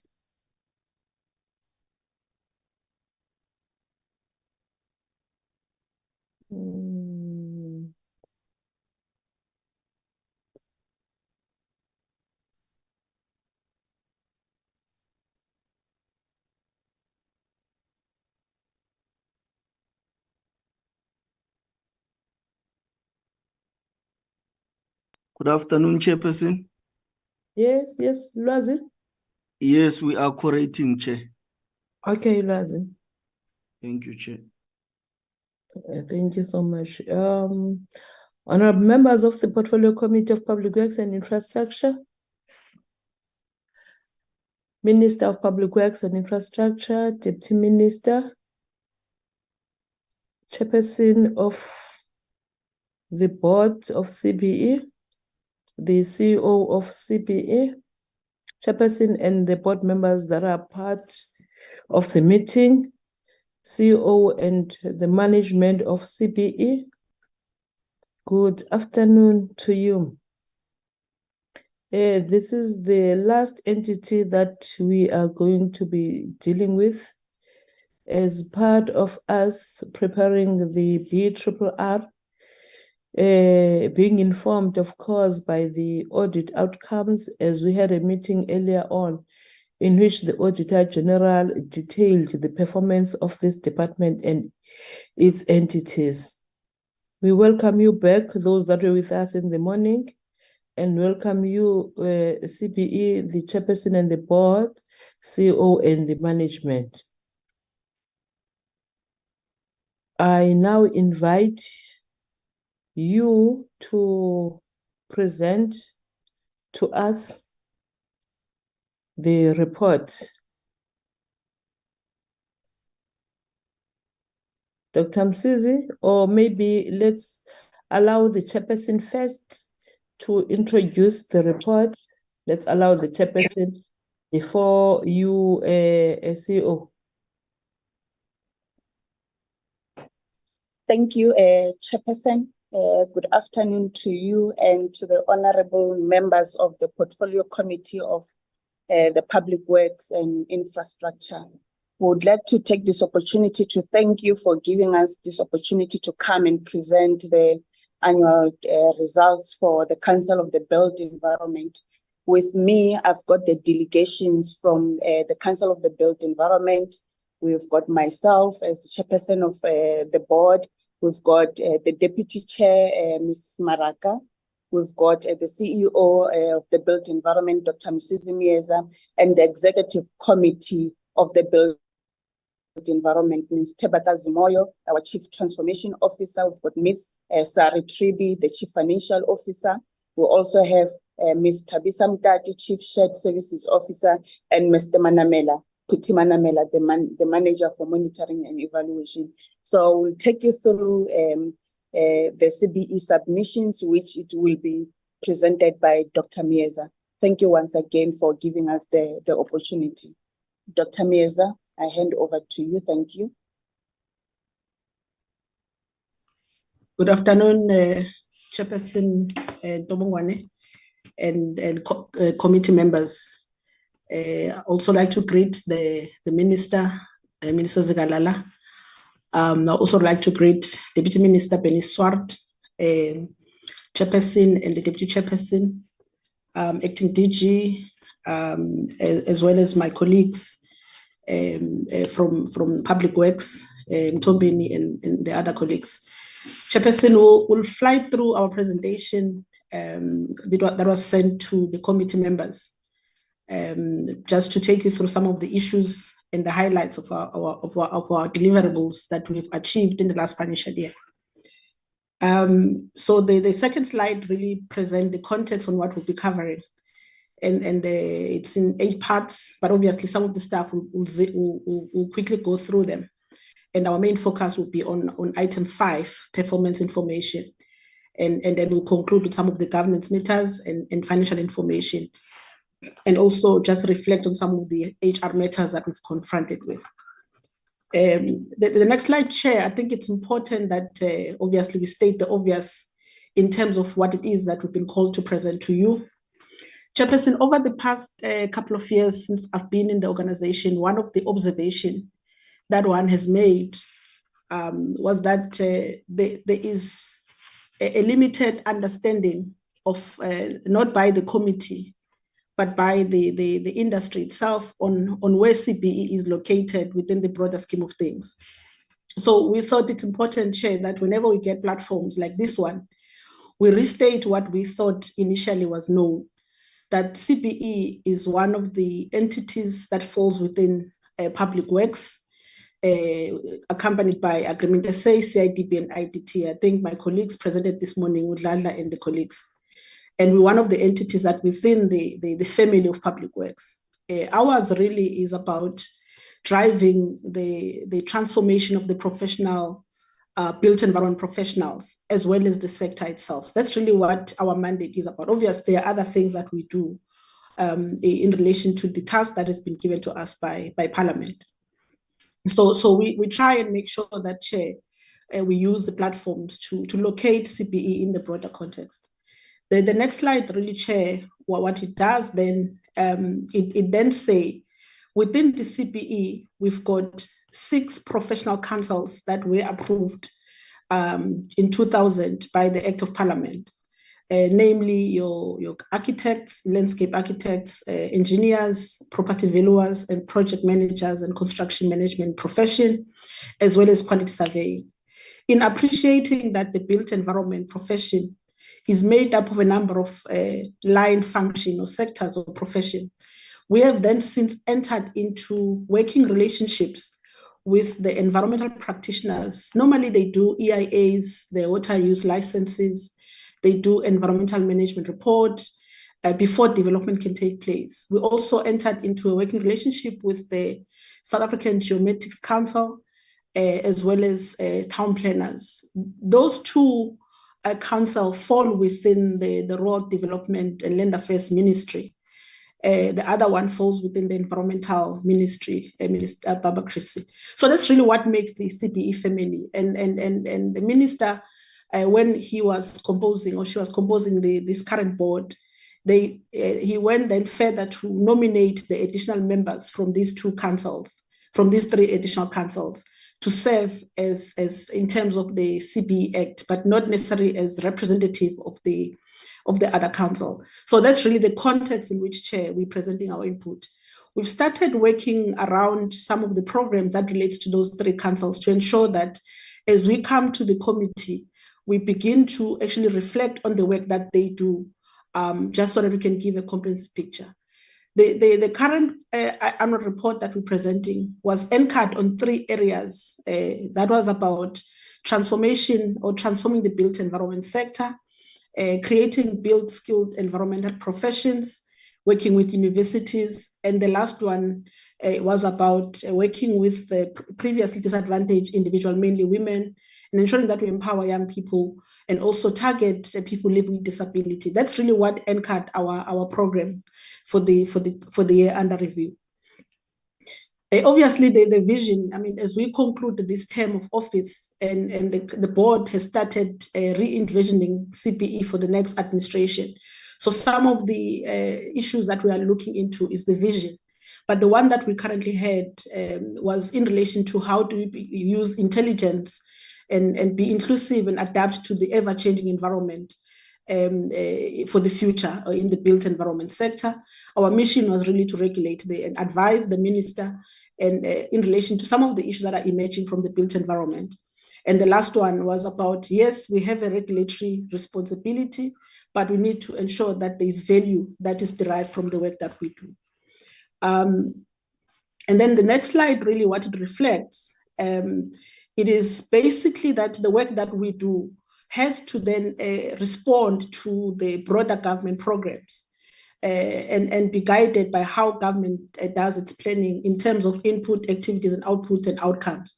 I think our focus, depending on the intervention that we would have, you will note that some intervention will be input driven, others will be activities, others we are actually targeting outputs or outcomes. For example, issues of transformation, you would have a series of engagement, a series of activities that will then result to a particular outcome. And I think that's how then we interchangeably use different mechanisms as and when it's necessary. And that framework is what frames the 5 areas that we actually have highlighted as part of the work that we need to do. The next slide, Chair, is then really the part A, which detail our performance. Like any other public entity or government department, we need to have an administrative element in our APP. So the first part really is an admin work that we do, how to ensure that in the mandate that has been given to us through the CBE Act of Parliament, we are able to structure ourselves in a manner that will enable us to deliver on the programs.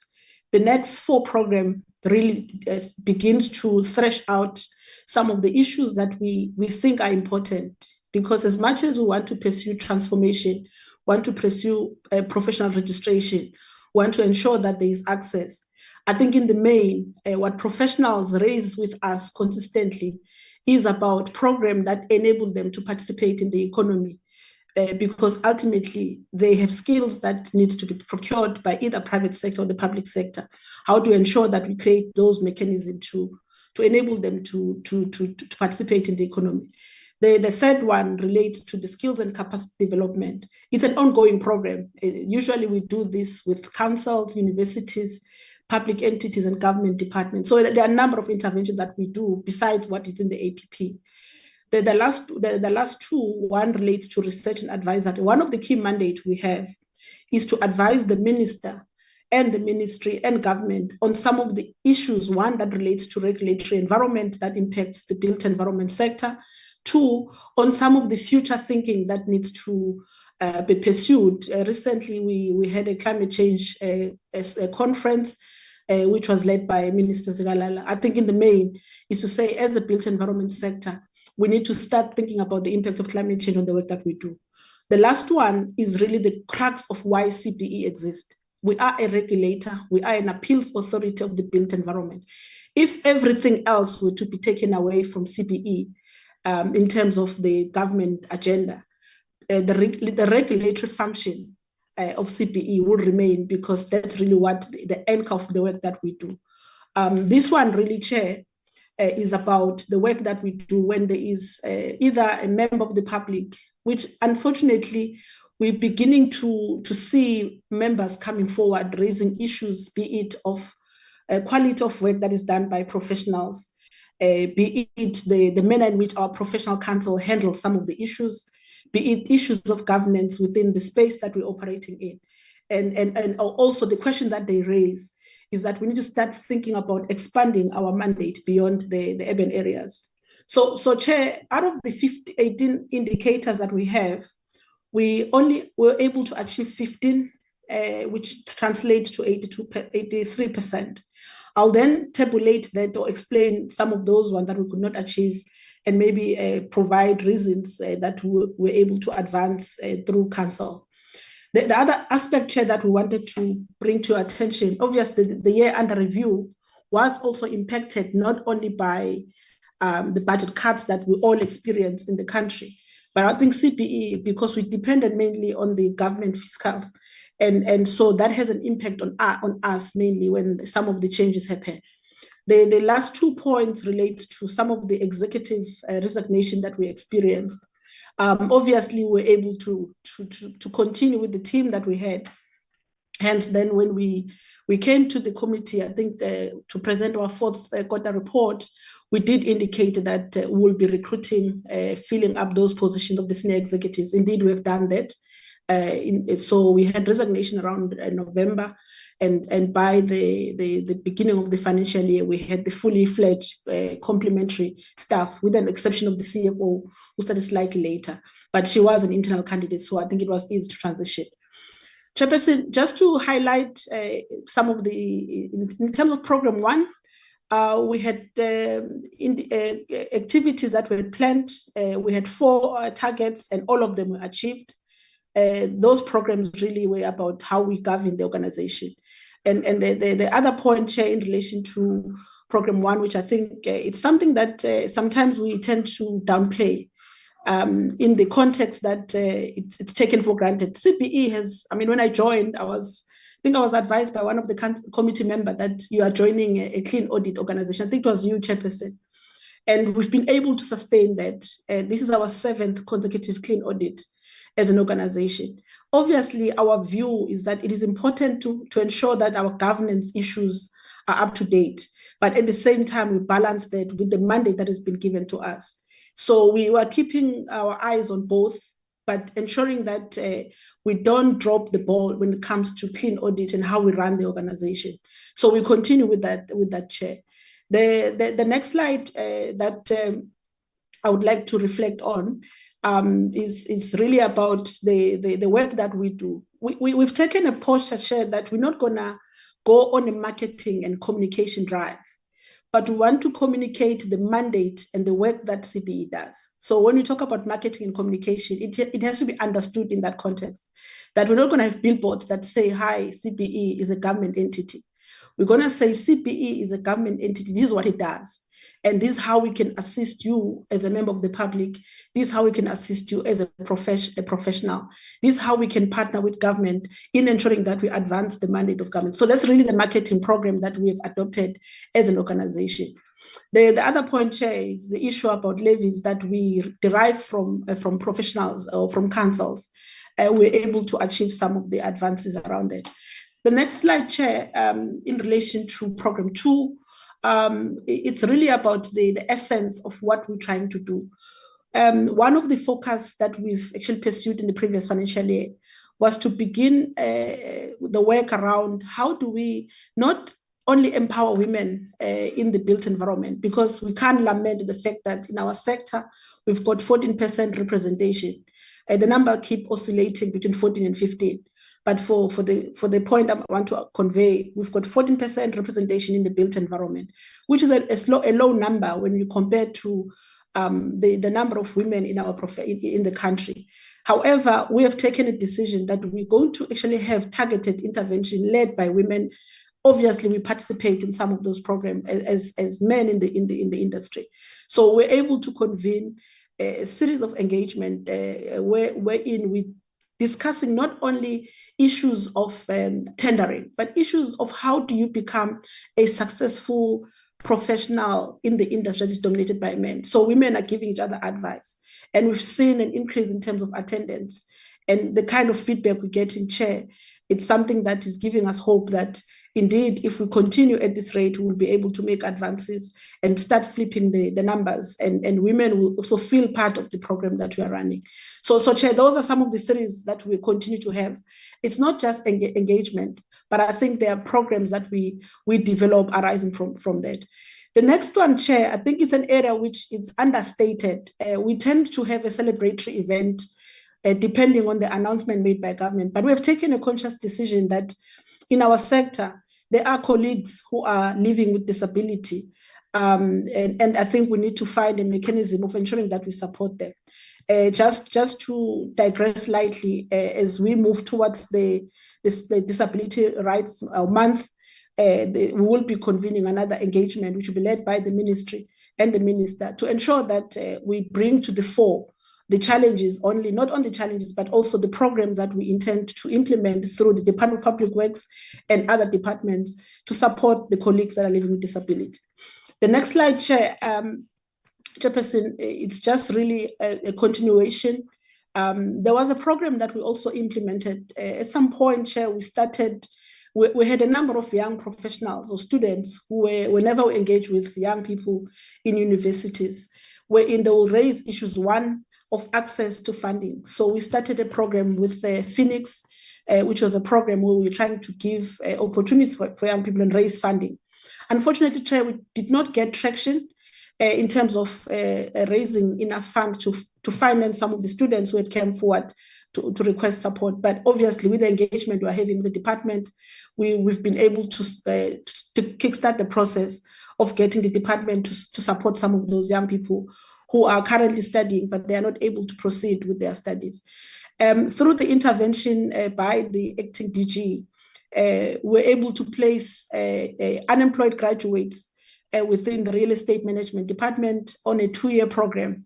And I think the DG, the acting DG will attest to the work that we want to do moving forward. There are other programs that the department is also trying to capitalize on this youth unemployment as part of creating space for young people in our profession. The next slide, Chairperson, really is a continuation on some of the work around the stakeholder engagement.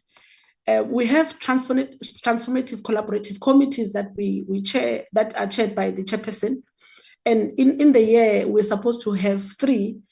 Obviously, in terms of the timing of the appointment of the board, there were glitches in terms of when we can have, but we intend to continue having this engagement. But the TCF, which are mainly chaired by the chairpersons of different portfolios, be it on women empowerment, policy, skills development, and health and safety, they continue to do the work, and they report to council.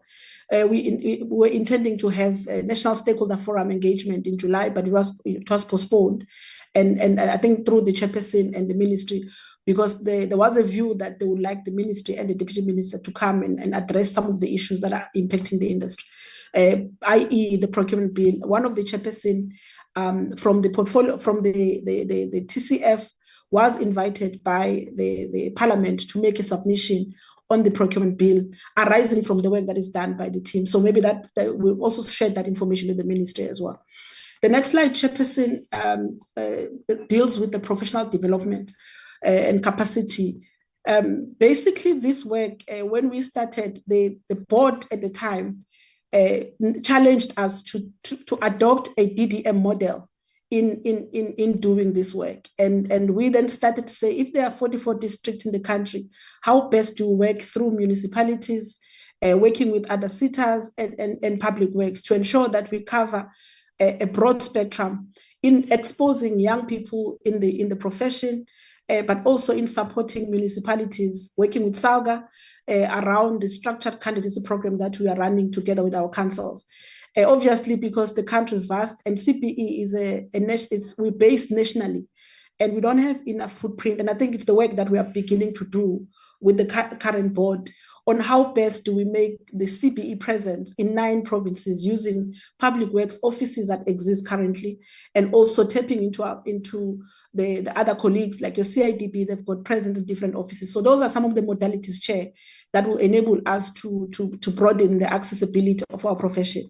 But also working with SALGA, I think we are concluding an MOU with SALGA to ensure that some of the partnerships on the work that we want to do on candidacy, on placement of young professionals in municipalities and mentorship, we do it in partnership with different role players, but in a structured manner, because ultimately we have observed that some of the young professionals are placed in municipalities without mentors, and then they're not able to obtain their PR registration status. The next slide, Chairperson, will actually outline some of the work that we are doing with the School of Government as in relation to specific programs that we want to target, especially public servants who are currently working around issues of project management, around issues of infrastructure delivery and procurement and entrepreneurship. Those are some of the programs that, as part of professionalizing the public sector, we will be working with the NSG to do this work. And we will be starting in the Department of Public Works. The meetings between ourselves, NSG, and the acting DG are already in full swing, because the minister made some commitments that there will be work that will be done within the department through the CPE and NSG. So that's really the broader context here in relation to the area. The next point, next slide, Chairperson, is around the research and knowledge.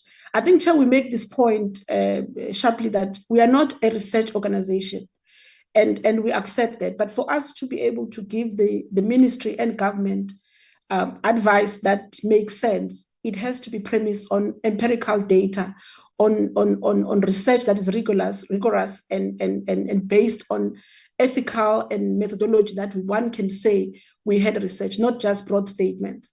So we're building capacity around our research capacity. Hence, we have a series of partnership with different institutions, be it your UCT, be it your Walter Sisulu, Walter Sisulu University, UKZN, UJ, on specific programs that we want to do, be it on candidacy program around infrastructure rollout, around BEAM, some of the research that we've been doing. So those are some of the areas that we've been actually researching around, and on the basis of which we are then able to develop briefs, which can then be shared with the ministry and the board, so that at least we can make policy suggestion and proposal to National Treasury and other role players.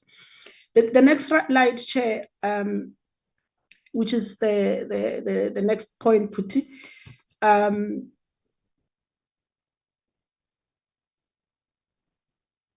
You can move to the next slide, Puti. Yes, thank you, sir. It's really a continuation on the research work that we've been doing as well. This one was in relation to the work that around preferential framework to drive transformation. I think our key points when we were appearing at the parliamentary committee on the procurement bill was around the issue of definitions on how procurement is defined. Our view as a sector, or the built environment sector, is that it tends to focus on the other aspect except equity. And we think that, yes, price is important, fairness, but I think equity is the one that is understated when we procure goods and services. And I think it's a submission we made. The other point that we made was in relation to, once we accept that the way you define procurement requires you to rethink your program and your scoring on how you score, then you are able to begin to have points that targets Black professionals in the industry. That's the only way, or one of the ways you can then begin to create space for professionals to participate in the sector. Because as things stand, Chair, they're sitting outside. The other research work that we've been doing, based on the complaints that we've received around the health and safety and compliance issues, but I think in the main was prompted by the demands that came through during COVID on how professionals had to respond to COVID compliance in the broader scheme of things. And I think some of the findings from the research is that there is a commitment deficit from leadership to ensure that these issues are attended to. So these are some of the research findings that came through from the research work that we've done. The next slide, Chairperson, is mainly the work that we do, which I think is the basis on why CBE exists. One of the reasons, it's really being an appeals authority of the industry. It's prescribed that we need to respond within or deal with matters in 60 days. And in the year under review, we've received a couple. One was the one in relation to SACAP, and we made finding in terms of the decision was taken by the appeals committee that indeed there were issues that required to be attended to. The other one was an EXA appeal, which was dismissed on the basis that the argument that was put forward, there were no basis for it. The next slide is also was Mr. Muloto versus SSCPMP. The appeals committee dismissed that appeal on the basis that the information that was requested was 4 years old and therefore it could not be sustained. The other one was also around the SSCPMP. This one was withdrawn on the basis that they were going to go and re-engage parties. So it was withdrawn from the appeals committee. And the other one was an internal branch around SSCPMP. And the other one was a complaint at Village Shopping Center in Cape Town.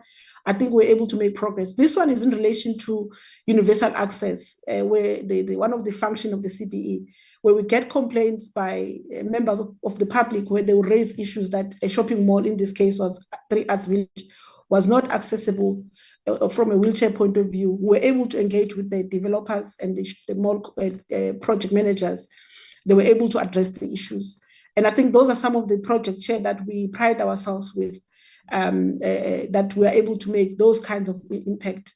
The other one was the NISA issue, where the matter was between the SSCP and SACAP in relation to the IDO. So those are some of the programs, Chair, that we're able to deal with in relation to the complaints. And I think we continue to strive to ensure that these matters are resolved within 60 days. In relation to governance matters, Chair, that I would like to share with you, we together with Public Works, we convened the board induction program together with NSG in March. And I think all the professional councils, except those ones who were not appointed at the time, did attend this session.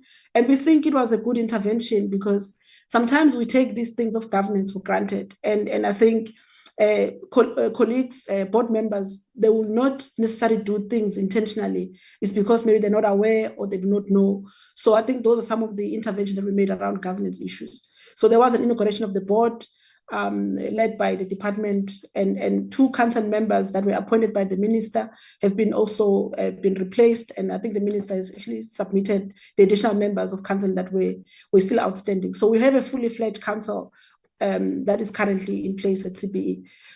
Around the financial information, Chairperson, that we want to present to you, like we stated earlier, is that CBE has been impacted by, like any other department, in terms of the financial responsibilities.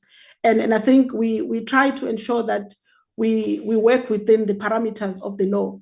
But this slide really, Chair, what it does, it basically, our revenue has grown within the 2.7, I'll say, a percentage below the set inflation target.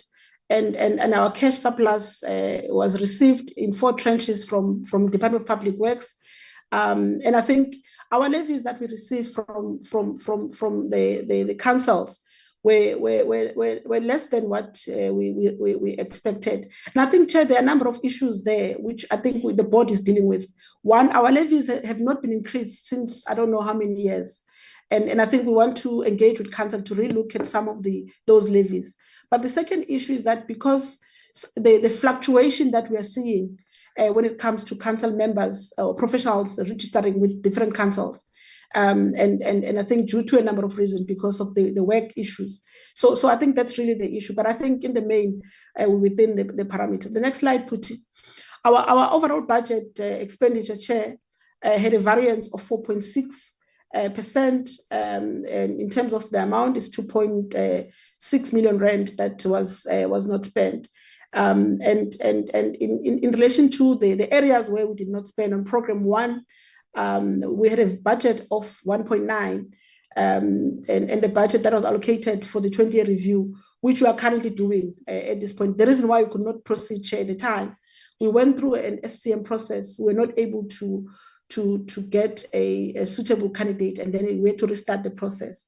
But I think that work will continue.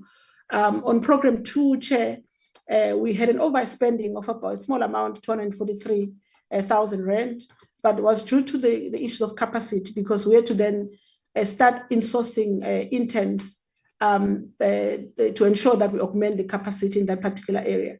And on program 3, you'll note that, Chair, there we underspent by 0.96%, because I think at the time we decided not to.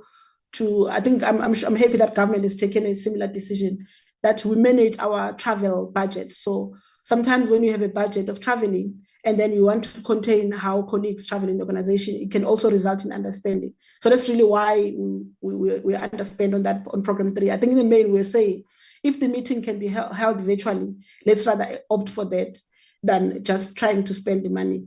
On program 4, Chair, we also underspent because we could not also get the project that we wanted to do. It was a research project, and I think it took us a bit longer. And then when we got, I think the service providers that we were able to go through our SCM process were not good enough. On project 5, which is the one that we, as much as we budget for, but it's dependent on how many appeals do we receive. In this case, we underspent by 24%.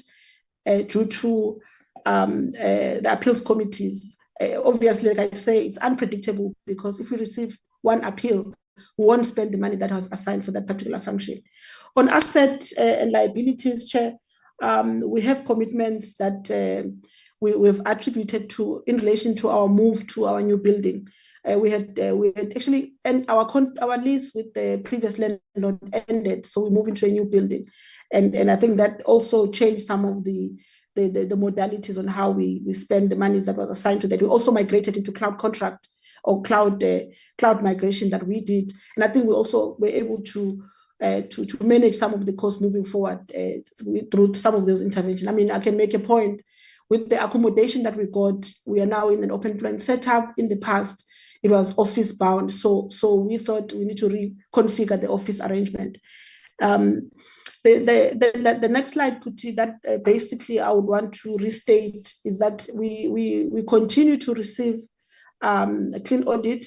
There are a couple of findings that we are dealing with, nothing major, but I think those are some of the that will keep us busy for this current audit financial year. So Chair, that really concludes our presentation. And some of the issues, I think, Puti, if you can fly that slide, I think I've covered it in my intro remarks in terms of the organograms on who do we have around the executives and the percentages that we have 75% female representing the executive. And I think we pride ourselves in that we're not just having numbers, but I think it's competent colleagues who are good on what they do.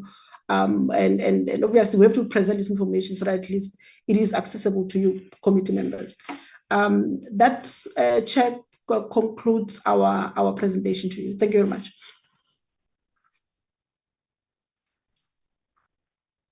Thank you, CEO, and thank you to the chairperson for the introductory remarks. Honorable members, I now invite you to engage the presentation of CBE. Honorable Tring, it's only your hand so far that I can see. Honorable Tring? Should I proceed? Okay, thank you, Chair. Yes, please.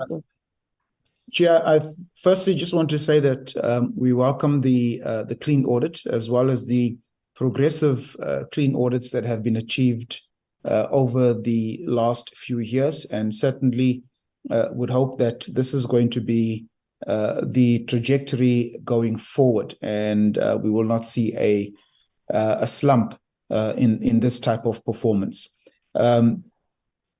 Chair, I think in pursuit of transformation, which obviously includes women advancement and transformation of women in the workplace, just a comment there that, and I think I did hear our presenter also indicate that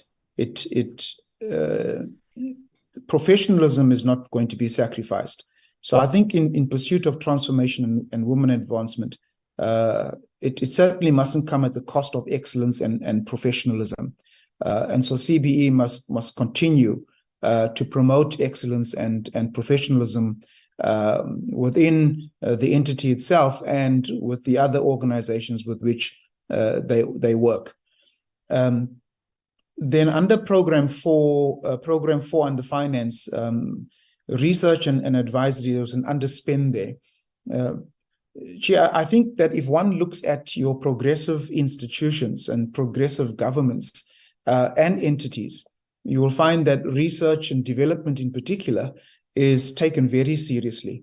It is when money is invested and a sizable portion of the budget, I can't remember what the benchmark figure is, but all of those countries and entities that invest below a particular percentage of the budget, one would find that those particular countries, entities lag behind in terms of economic growth, in terms of your fourth industrial revolution, building your industries within the country, improving trade, exports and beneficiation and so on.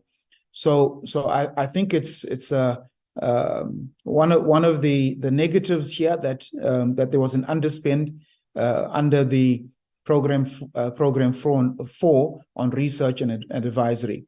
And then finally, Chair, I think it must be noted that an anomaly that we have in South Africa is that we have high unemployment, huge numbers of people unemployed. On the expanded definition of unemployment, some 40%. At the same time, we have a lack of skilled workers and professionals. It is said that in South Africa, we have 1 engineer for every 3,100 people, whereas in Germany, you have 1 engineer for every 200 people.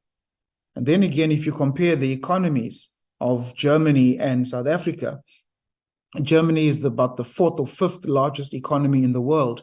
And one of the reasons is because they focus on skilling their people, producing the engineers that the country needs. If we take a look at Transnet over the last 3 years, there was a total of 963 resignations, 606 artisans, 216 technicians, and 141 engineers. And so clearly, and the net loss that Transnet said when they looked at replacing that, there was a net loss of about close on to 393. So we have a challenge where we are losing skilled workers, engineers, technicians, and so on. And my question is, what type of focus does CBE actually have in turning that scenario around?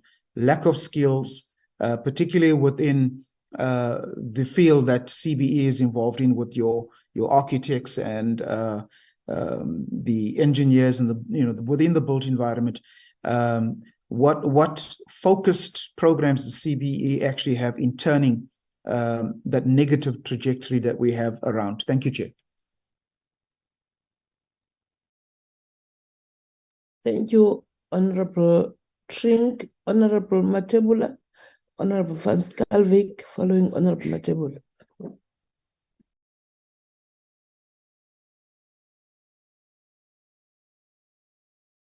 Honorable Matebula. Thank you very much. Thank you very much, Chair, for the opportunity. Chair, well, I have just few things to raise here. Chair, well, let me also congratulate CBE for keeping the status quo on the clean audit. I think it's good. They followed what we said when we met with them, that they are joining an entity which has got a clean audit, and they heeded that, which is such a very good thing, Chair. And I wish also the same, that they continue to to keep the status quo, and so that tomorrow we don't meet again and complain that they have actually disappointed those who came before them.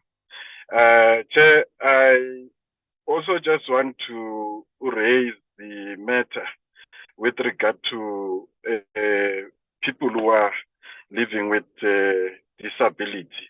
I will, in fact, lump that with the issue with the women, the issue that was raised in relation to women empowerment. I mean, CBE has been around for some years, Chair. I don't think it is correct that in this day and age, they are still engaging and trying to assist the women. I think they should have by now done so.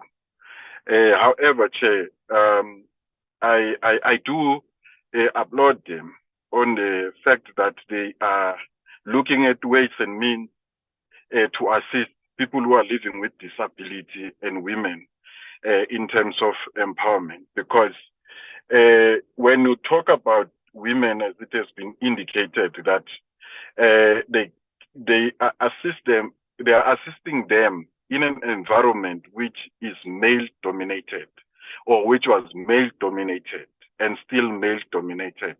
Not only was it male dominated or male dominated?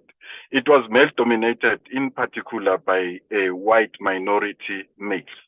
So for bringing them on board, I think it's part of bringing about transformation economically to women and people who are living with disability, because I don't think we are where we are where we want to be with regard to empowerment of women as well as people who are living with disability.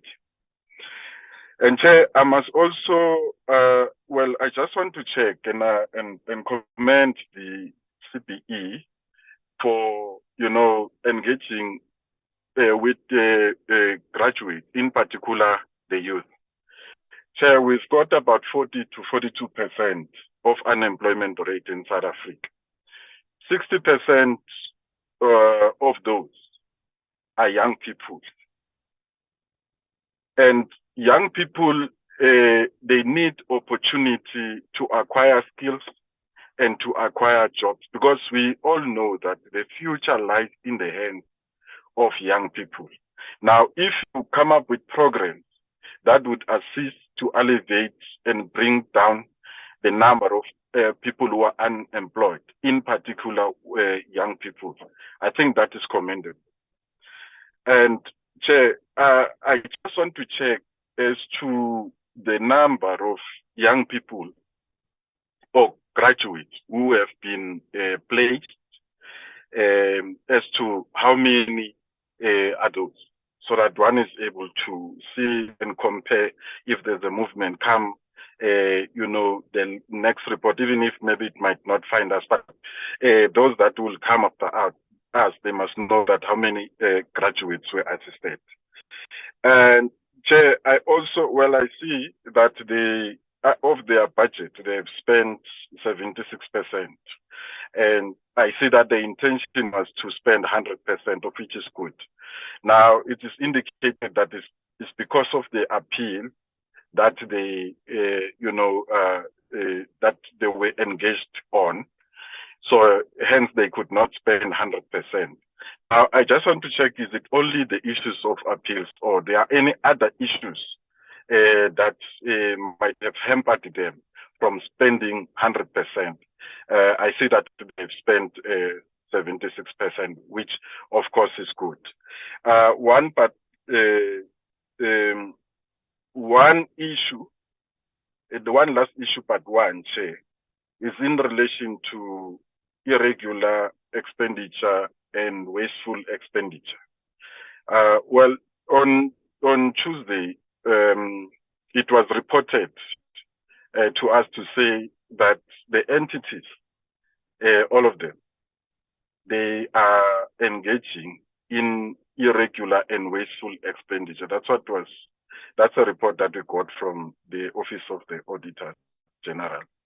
Now, Chair, I haven't heard that being mentioned, that there are any issues of irregular wasteful expenditure.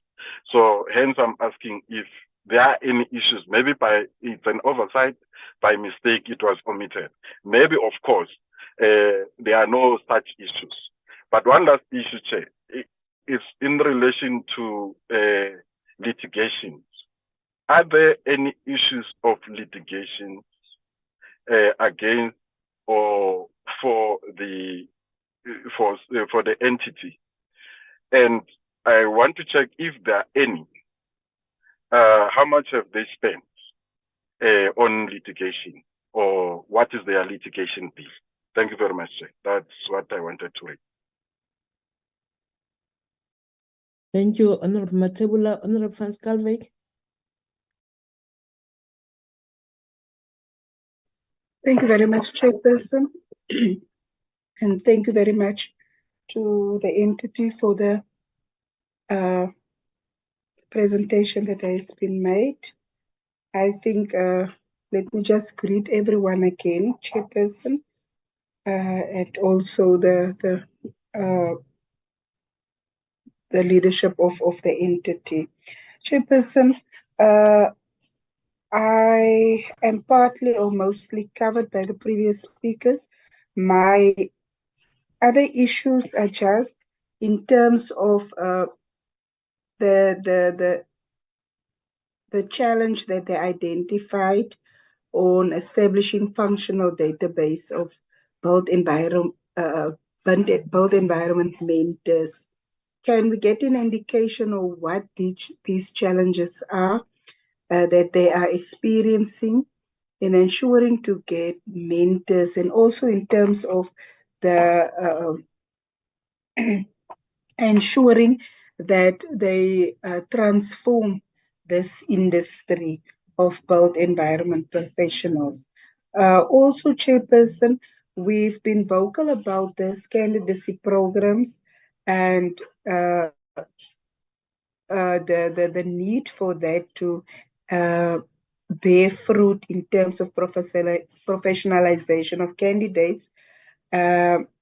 So if they are talking about this program, can we get an indication of how effective this program is in terms of professionalizing the candidates through this candidacy programs in workplaces?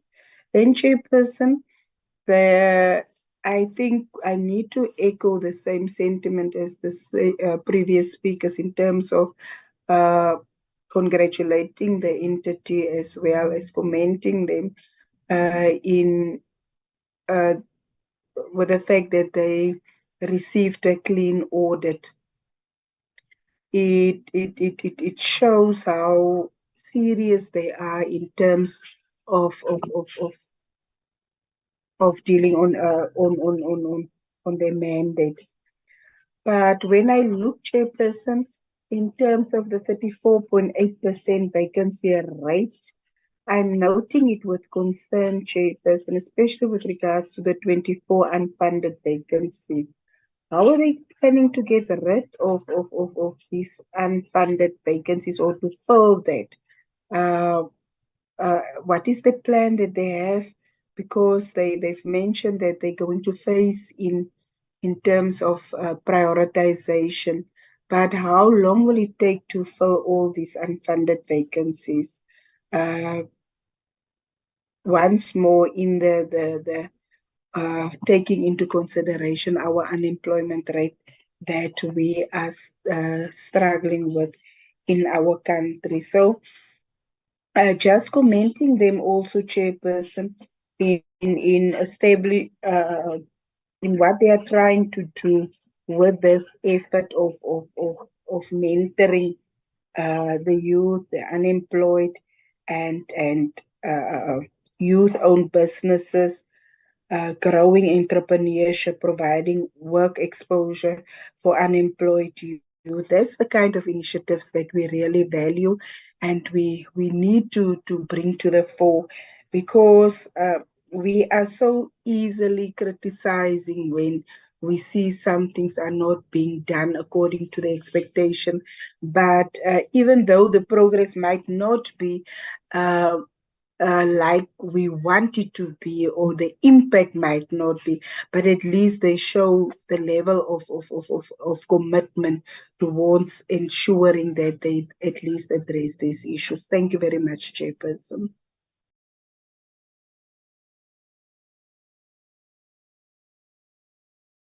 Thank you so much, Honorable Van Schalkwyk. In the absence of the hands, let me also add my voice in congratulating the CBE for consistently getting a clean audit. I don't know which year now, ever since we came in 2019, this is one entity that has been receiving a clean audit. Just a comment from me. I think what Honorable Matebula said, we interacted with the councils, and I remember one member of those councils saying that he would not even advise or encourage his children to be architects because of the way that the black architects are treated here in our country. There is no space for them in terms of business and all that because of the regulations. And again, when we requested to see the composition of the councils and even the numbers, as much as you'll find out the president of that particular council is a Black person. But in terms of membership, you would find the majority being male, white members, very few females, very few Blacks. The majority of your councils. We are told day in and day out on the news that there is a lack of engineers in South Africa, but we have many people that are currently studying engineering. You don't know where they learned to, and sometimes you would find out someone is saying that it is said there is a lack of engineers, but we are here, we are not employed. So my question then, I've seen in you saying that you have a program that you are going to organize mentors for those that would like to maybe even, excuse me, some of those that are working for the government. But my question is, as this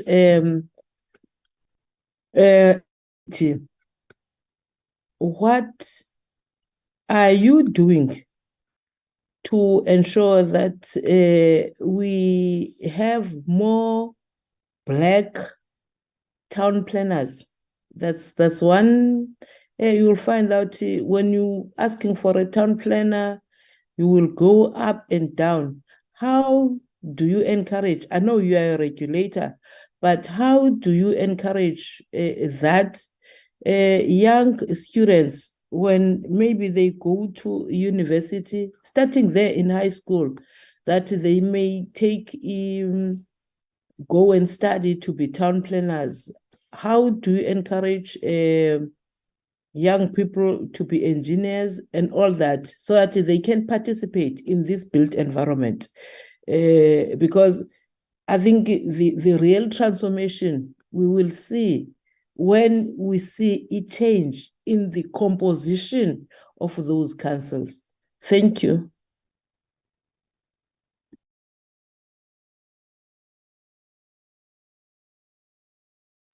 Over to you, CBE, Dr. Mieza.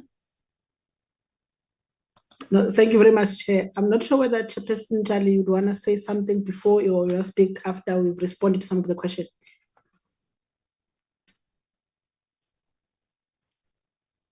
Yes, thank you, CEO. We acknowledge all the questions that have been asked by the honorable members of the Portfolio Committee. We acknowledge some of the challenges and some of the areas that they've highlighted that we need to look at as CBE, which some of the programs that we have put in place addresses the challenges that we are experiencing. So I will just hand over to you just to be specific on answering some of the programs that we are running as CBE to address the challenges, specifically when it comes to people living with disability and the transformation programs that we are undertaking to deal with the skills shortages that we have in South Africa. So I'll hand over to you as CEO just to detail the programs that we are currently running in that space. Thank you. No, thank you very much, Chairperson. Let me start with the question posed by the chair of the Portfolio Committee. Chairperson, you are correct that our sector, I've made a statement which was a bit uncomfortable to my colleagues, that we as 9 professional councils, we are regulating an untransformed sector 29 years later into democracy. And I do think that that requires us to move with urgency on the programs that we do. and also focus on transformation, not from a slogan point of view. Because what tends to happen when you talk transformation, and I think that's our argument we put forward when we're discussing the procurement bill, is that as regulators, you can transform society or a sector through regulations. So if our regulations are not enabling us to transform the sector, I think we'll come back again here, Chair. In 5 years, we'll be discussing the same issue. So we have to be bullish and be strategic, but be pragmatic on how best we tackle these issues. Let me give one example, Chair. We go to schools in different villages. I mean, one of my colleagues, Mr. Boy Sandile, spent a lot of time visiting schools. And what we discover is that some of these schools that we visit, Chair, they don't do maths, pure maths, they do maths lit and maths literature. So already, if a school does not offer young kids maths, pure maths, they will not be able to enter into a built environment sector with maths literacy. And that's where the problems start. So we've adopted a number of schools together with the NGO sector to say, let's focus on ensuring that these young kids are able to be supported when they do mathematics, because that's the only way they can get into our space. So if they continue doing maths literacy, they will not come into the built environment. That's how the programs are designed. So that's the program that we are implementing, and partly those visits that we do in different districts and municipalities is to encourage especially young girls to take maths and science as the subject of choice. A week ago, Chair, we had an engagement with the Department of Higher Education. They presented to us statistics on how many women who are choosing one architect and town planning as a career of choice. So we find a lot of women or girls taking those two professions. And when we start drilling down on why those two professions are being attractive to women mainly, it's because they're office bound. So in the construction space, engineering space, it requires for them to travel, and they do raise issues that if I have to travel, it disrupt the family setup. So those are some of the fundamental issues that we need to find mechanism through policies of government to say, how do you enable women in the sector to practice without being discriminated against by virtue of being women? So Chair, it is a long-term project, but I think the kinds of questions that are coming through from yourself, Chair, are important because if we don't do it, and no one else will do it, so we'll use the regulatory space to influence the kinds of policies that will give us the results that we're looking for. Chair, when we give the 13% representation, maybe that's a mistake that we also make. When you start drilling down into different professions, like you were doing, Chair, with the architects, you'll find that within environmental professions, it's dominated by women. So there are more women, more Black women in the space. You go into landscape architect, you'll find different dimensions. So maybe when we present the numbers, it's important also to drill down into the actual profession, so that at least our interventions are targeted to say, yes, broadly, we've got 13% representation, but the area which we must be targeting are engineers. Why engineering profession is still attracting male and not women. So that's one aspect. The second aspect, Chair, is the work that we are doing with universities. And I think I'm going to address the point that was raised by a member 3 about the exodus of young professionals from different entities of the state, and also some of them are going abroad. You find that, Chair, these young professionals who come into the public service, they're not well prepared. So we had an engagement with UCT and UJ. Some of the observation from their curriculum is that the kind of training that we were subjected to is still the same as what young people are subjected to. For example, they do climate change courses in 4th year only. So, but yet the country is discussing how we mitigate, how we develop settlements that are able to adapt to climatic conditions but young people that are producing from universities are not being taught those things, so they learn those from the industry. The second issue, these young graduates, I was at UCT addressing 4th year students was organized by the Department of Faculty of Engineering. We asked them, do you know about the Municipal Finance Management Act? Do you know about Public Finance Management Act? Do you know that in a municipality there's a mayor, there's an MMC, there's EXCO, they not get taught those things. So the kinds of professionals we produce are not fit for purpose in terms of the environment that we'll be working in. As a result, what they then do, they then leave the public service, they go into the private sector. And I think universities are beginning to reformulate our program so that we train engineers that are able to assist the country in resolving societal challenges. And I think that's where most universities currently are going through a curriculum review to ensure that the programs that we offer these young professionals respond to the challenges that are facing the country.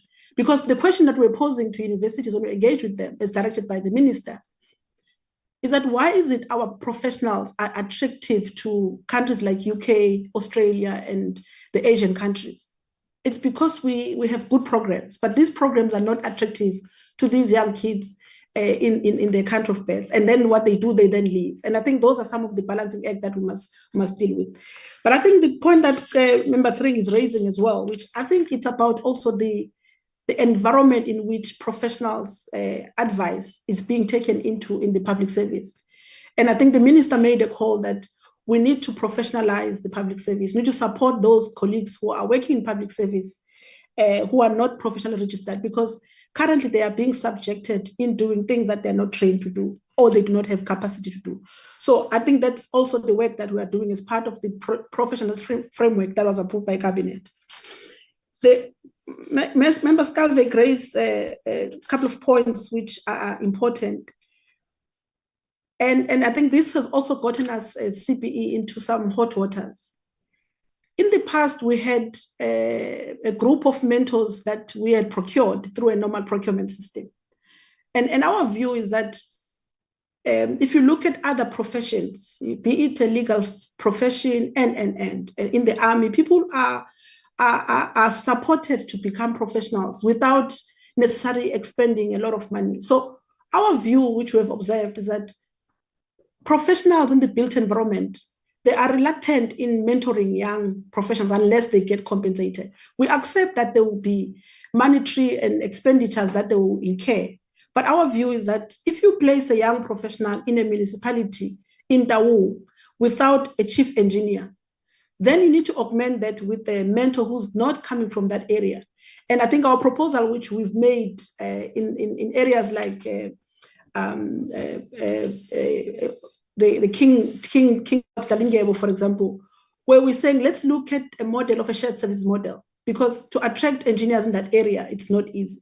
So those are some of the modalities wherein you can place young professionals, but at least they must be mentored so that at least they can gain professional status through EXA and other councils that they relate with. So the issue of mentorship, I think we need to drive it aggressively, Chair, than what we've done, and request professionals to come forward, not only retired professionals. Like myself, I'm a PR, but someone else mentored me to become a PR. And I think I have that equal responsibility to mentor someone else. And I think the candidacy program that we've actually presented, I think, a couple of years to the portfolio committee, is the one that all professional council and entities of state are using to ensure that there's a structured way on how candidates are supported. But I think we must not negate the fact that to train professionals in the built environment, Chair, it's a very costly exercise. And I know my colleagues from DG Public Works, we've actually gone through an exercise recently just to demonstrate to the minister and the DM on how much it costs us to run a structured candidacy program correct, especially with the mentorship and all the programs that must come to support these young kids. And in the issue of the unfunded mandate, I think, Chair, we accept that as an organization with a broad mandate, there will be areas wherein we will have positions that would not that are not funded. But I think the posture that we've taken is that we're not going to be irresponsible and just recruit for the sake of recruiting. Yes, we are getting additional mandate. We've submitted to the minister and as part of our request for support on some of the responsibility that's been given to us. I mean, when we started the financial year, the cabinet took a decision that CPE, working with council, must drive the professionalization program of the state. That mandate wasn't budgeted for in the line item of CBE. It was not the work that we were doing the way it's been directed now. So we need to reconfigure ourselves to say, what does professionalization of the public service in the context of built environment mean? And how do we execute this program to ensure that when Cabinet asks for reports and Portfolio Committee asks on the work that we're doing, we can then report confidently that we are doing the work. So those are some of the vacancies that, Chair, that are being reflected. I think when it comes to the issue of unemployment rate, where possible, as a small entity that we do make a conscious decision. And I think if we are to present our age profile, we appoint young people and we're not apologetic about it, but also biased towards young women who are professionals or candidates in the industry. So that's where we're targeting, Chair. So we'll contribute the best way we can. And also, but will not be just going on a recruitment spree that will render us unaffordable. Chair, Matebula raised a couple of points. Remember, Matebula raised a couple of points. And I think I'll let Sari to respond to the irregular litigations. And maybe Tembagazi will come on a number of graduates that we've placed. And then let me try and attend to others before I hand over to my colleagues. Member 3, you're correct. The research and development is the backbone of any country's development. And I think our view as CBE, if you look at all the objects of CBE, there isn't that says we must conduct research. It says we must advise government. You can only advise government if you invest and spend time on research, and we're building that capacity in the organization. We started to recruit researchers who will be focusing on specific issues to ensure that we've got currently 2 that have joined the organization that will assist us in ensuring that we drive this research agenda. Obviously, augmenting our capacity with universities and experts that will bring as and when it's necessary. I think let me stop here for now, Chair. Maybe hand over to my colleagues. They can cover some of the points I've omitted, Chair. Thank you very much.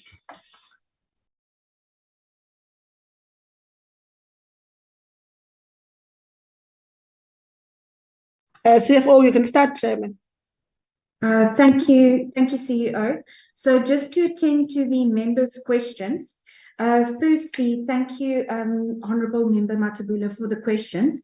The expenditure on the program, the 76 or 75% expenditure, relates only to the appeals. So in program 5, both the appeals function as well as the governance, legislative review functions, etc., are there. However, it is only on the appeals function that the CBE is currently incurring cost on that program. Then, in relation to the irregular expenditure, so CBE currently does not have any new irregular expenditure. It is currently in the process of clearing all old irregular expenditure, in the sense of irregular expenditure which was incurred in previous financial years. CBE did not incur any new irregular or fruitless and wasteful expenditure. However, we are in the process of applying for condonation with National Treasury as we are currently speaking to get those old irregular expenditures condoned. Then, Chairperson, on the litigation, we currently only have one litigated matter that is being pursued in relation where the CBE has heard an appeal, and that appeal ruling has been taken to the court for review. But there's currently no other major litigations that the CBE is party to. Thank you, Chairperson.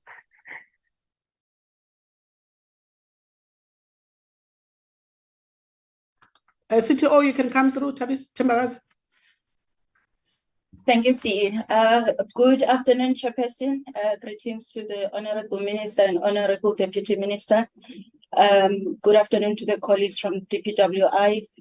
Also, my apologies for that. Afternoon to the committee members, colleagues from DPWI.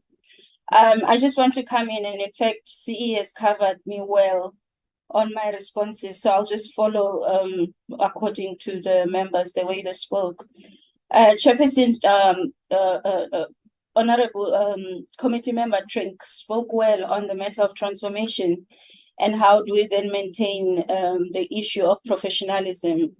But I think the work we've also been trying to do is also to sort of drive away the myth in us empowering, because in empowering, we need to let the women as well as the Black people know that they are capable because they've been trained to do the work that they do.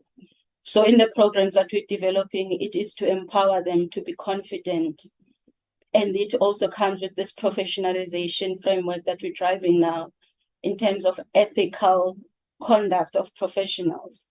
So that is something that we agree with you, we have to maintain, but while also ensuring that we do not align the two, because the reason we're empowering them is for them to believe that they are capable of doing the work they do. But thank you for that. That is something we will ensure that we work towards. And then in terms of the high unemployment rate, we agree with you. And we are aware that as CPE, of course, we're just a regulatory body that we can't really employ these professionals. But with the partnerships, strategic partnerships that we're developing as CPE, we are working and ensuring that this high unemployment rate with relation to the skilling of the built environment, we work with them hand in hand. And as such, CPE has established an unemployed graduate database. It was in the previous year at about 700, and through going through it, we've now cleaned it up, and some of the graduates have since been employed. And we are sitting at 172 unemployed graduates at the moment, and we're doing this work through our shared services unit. And in that, again, this is the work we're doing when we engage with these partners to say, we have this database. It's part of us contributing and ensuring that, like CEO spoke to it earlier, with the placements that were made with the department. To Member Matebula, is just to speak on the work we're doing with women and persons with disabilities. CE was going to speak to it, but I will touch on it considering that I am speaking. We have been tasked with commemorating the International Day for Persons with Disability, that is between the 3rd of November to the 3rd of December. And in that, it's not just us, and with guidance from the community of persons with disabilities, we've said the work must not just be a matter of conference and talking, but how do we best empower the professionals that are living with disability and presenting the statistics. And part of our awareness campaign leading up to the conference that we'll be hosting on the 4th of December is to have awareness campaigns where we'll also host a career awareness campaign at a school that we are identifying for young learners with disability. Because in inclusivity, we have to consider all these things, and also then post that will be responsible to ensure that we provide the right data. And that's why we're working with the community for persons with disability. As well, this year we're running a program. We have a program on youth development. And this now speaks to this high employment rate with the youth.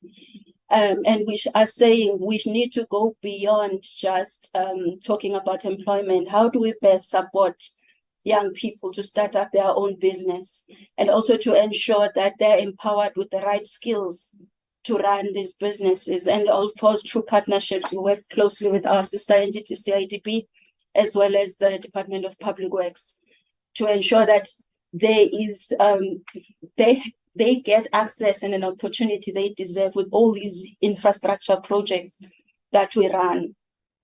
So those are some of the work that we are doing. And with, in fact, I think CEO spoke quite well on what Member Van Veek was speaking to, in terms of the candidacy program as well as mentorship. I think that that's been our stance and view, to say it will not work if this program is not structured. It requires a certain structure if we're going to realize the results that we want within a certain time. because we had a meeting, for example, today with the Department of Defense, and they've taken the same stance in terms of professionalizing their teams to say, we are with you, we need the support, and we are saying we will guide you in terms of how to best do it professionally and also in a structured way. And as well in terms of this thing of speaking of mentorship and how do we encourage people to give their time. And when it comes to certain compensations, because it will be required at some point, that's what we need to look at. But we need to encourage this paying forward mindset amongst the professionals. And of course, there can be a number of reasons which we acknowledge, but it cannot be that I am now a professional and I got registered, but I don't know how to then give back according to that. And then lastly, then and as CEO, just on something he touched on, because we're saying if we're going to empower, we need to use, the CBE has this skills pipeline strategy in terms of from the secondary level of education to professional, because that is another way that we're saying we need to support this skills capacitating of the sector, because we then need to look at how do we best support the secondary learners at that level to expose them to what the built environment is at early stage, and we of course then categorize it in terms of the race factor. We look at the gender, which we know is that there's an underrepresentation. And now we've started, like I've indicated earlier, to look at in terms of the young persons living with disability. Terms have changed and we need to keep up to be inclusive in our thinking.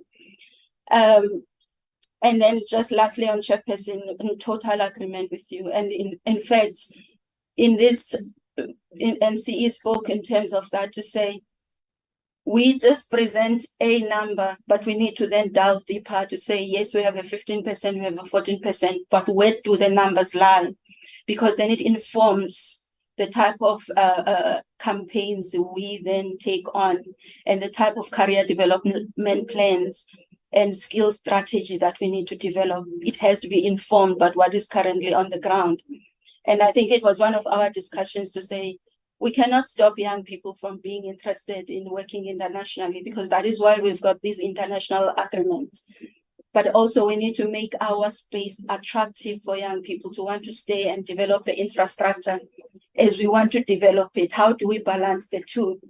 And in fact, it's true. Most parents would not want their kids to be exposed in certain because of the oppression and discrimination they receive when they get to these professional levels. And that's the interventions that are tailor-made we need to have. And C has put it well. At some levels, we're going to sort of disturb the status quo, but we must be unapologetic if we want to realize certain visions by 2030. Thank you very much, Chairperson. I'll end there for now. No, thank you very much, Chairperson. Just to wind off from our side, Chair, before we yield back to you. I think, Chairperson, maybe just to reflect on some of the points that were raised by Member Thring as well. Chair, there is one area in our profession that is understated, is the issue of mental health in the built environment.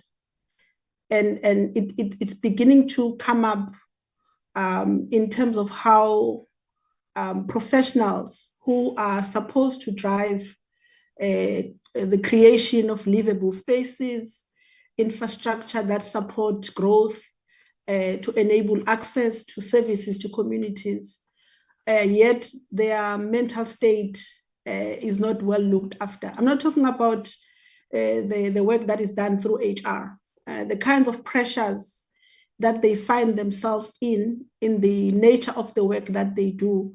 And I think it's an area, Chair, that we're not experts in psychological assessment, but I think it's an area which we would want to start pursuing because it has an impact on how best we then draw in young professionals into our industry. I jokingly make a joke to my colleagues that when I started in this profession, I had black hair, and then fast forward 10 years later, I'm totally gray. It's not mental health, but I'm just demonstrating the point here that it is the area which I think we have not really paid attention to. The mental health and the built environment professionals and the amount that they are suffering, Chair. I think we're just putting out there because we haven't really started working out the modalities and how we bring in experts to support us. I mean, if you are a young female working in a construction site, and there is a language and a discipline and way things are done there, and somehow those issues can impact you. As a young professional who studied in KZN and now you have to move to Gauteng, mentally, how do you adjust? There are no chapters when you land as a young professional in a space that is foreign to you. There are no family, you don't have friends, and you're supposed to perform. And I think those are some of the issues, Chair. I'm not escalating it because it only affects our sector. But young professionals, that's what they grapple with, the issues of mental health in the professional growth and development that they have as well, Chair. And in the context of Black Tax and some of the pressures that you went to university, you're a civil engineer, there is an expectation that you'll be able to provide for your other family members.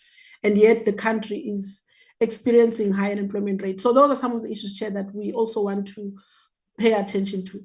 Thank you very much, Chairperson, for those comments and the question, and thanks to my colleagues for responding to some.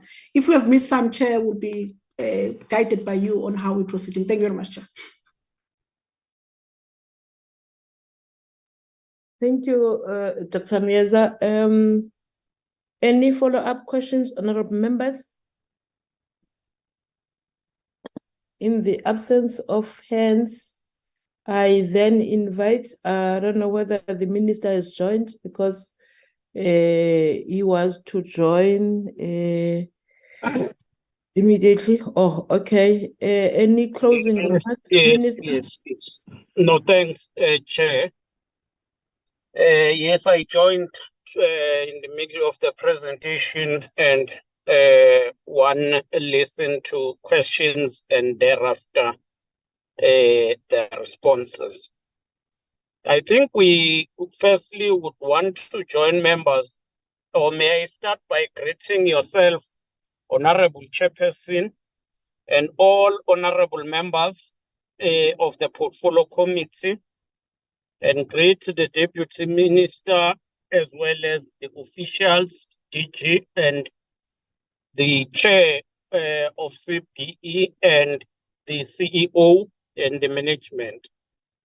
I join you to say let's congratulate CBE for the clean audit, but also for being visible in terms of their mandate, in terms of ensuring that they oversee the construction, the built environment, and in ensuring that we build the skills. I would agree that the road ahead is still calling. We need to do a lot in terms of developing skills, especially among females and African females in particular. So we are taking that responsibility, and we have been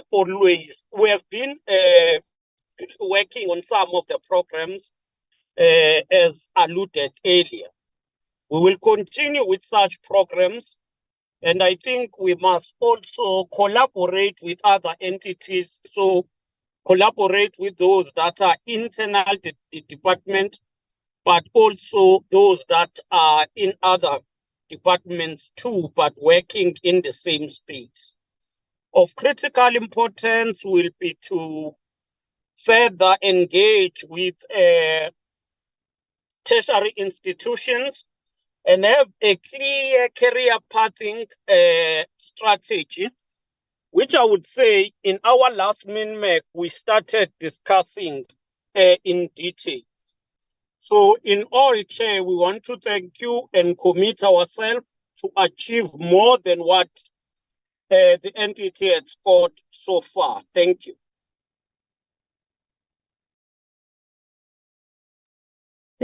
Thank you so much, Minister. Thank you, Chairperson of CBE, CEO, and the management that responded to questions and comments that have been raised by honorable members. We really are proud of this entity as it is consistent in getting clean audits, and we hope that they will adhere and work on the recommendations from Auditor General and also take into consideration the comments raised by members of the Portfolio Committee on how to move forward with the challenges that we see that are there. They may not be there when it comes to the books of the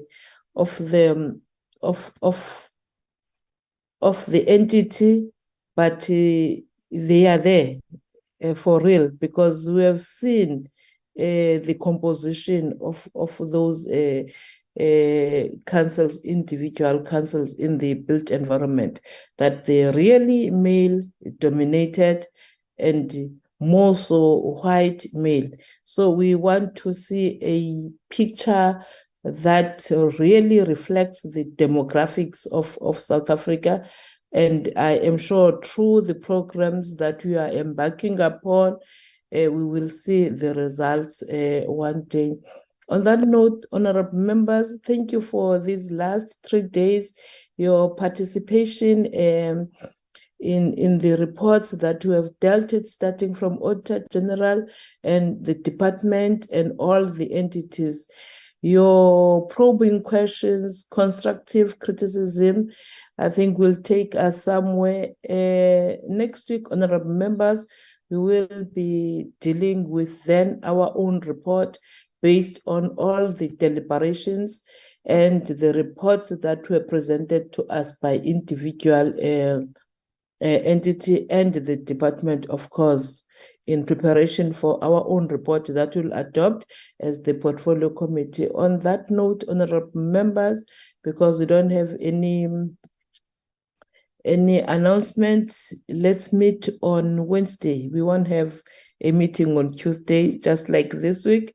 Let's meet on Wednesday on our normal time at 9 for our Portfolio Committee. Thank you again. The meeting is adjourned. All hail the chair. Thank you, Chair. Thank you. Thank you. Thank you, Chairperson. Thank you. Thank you. Chair. Bye-bye. Bye-bye.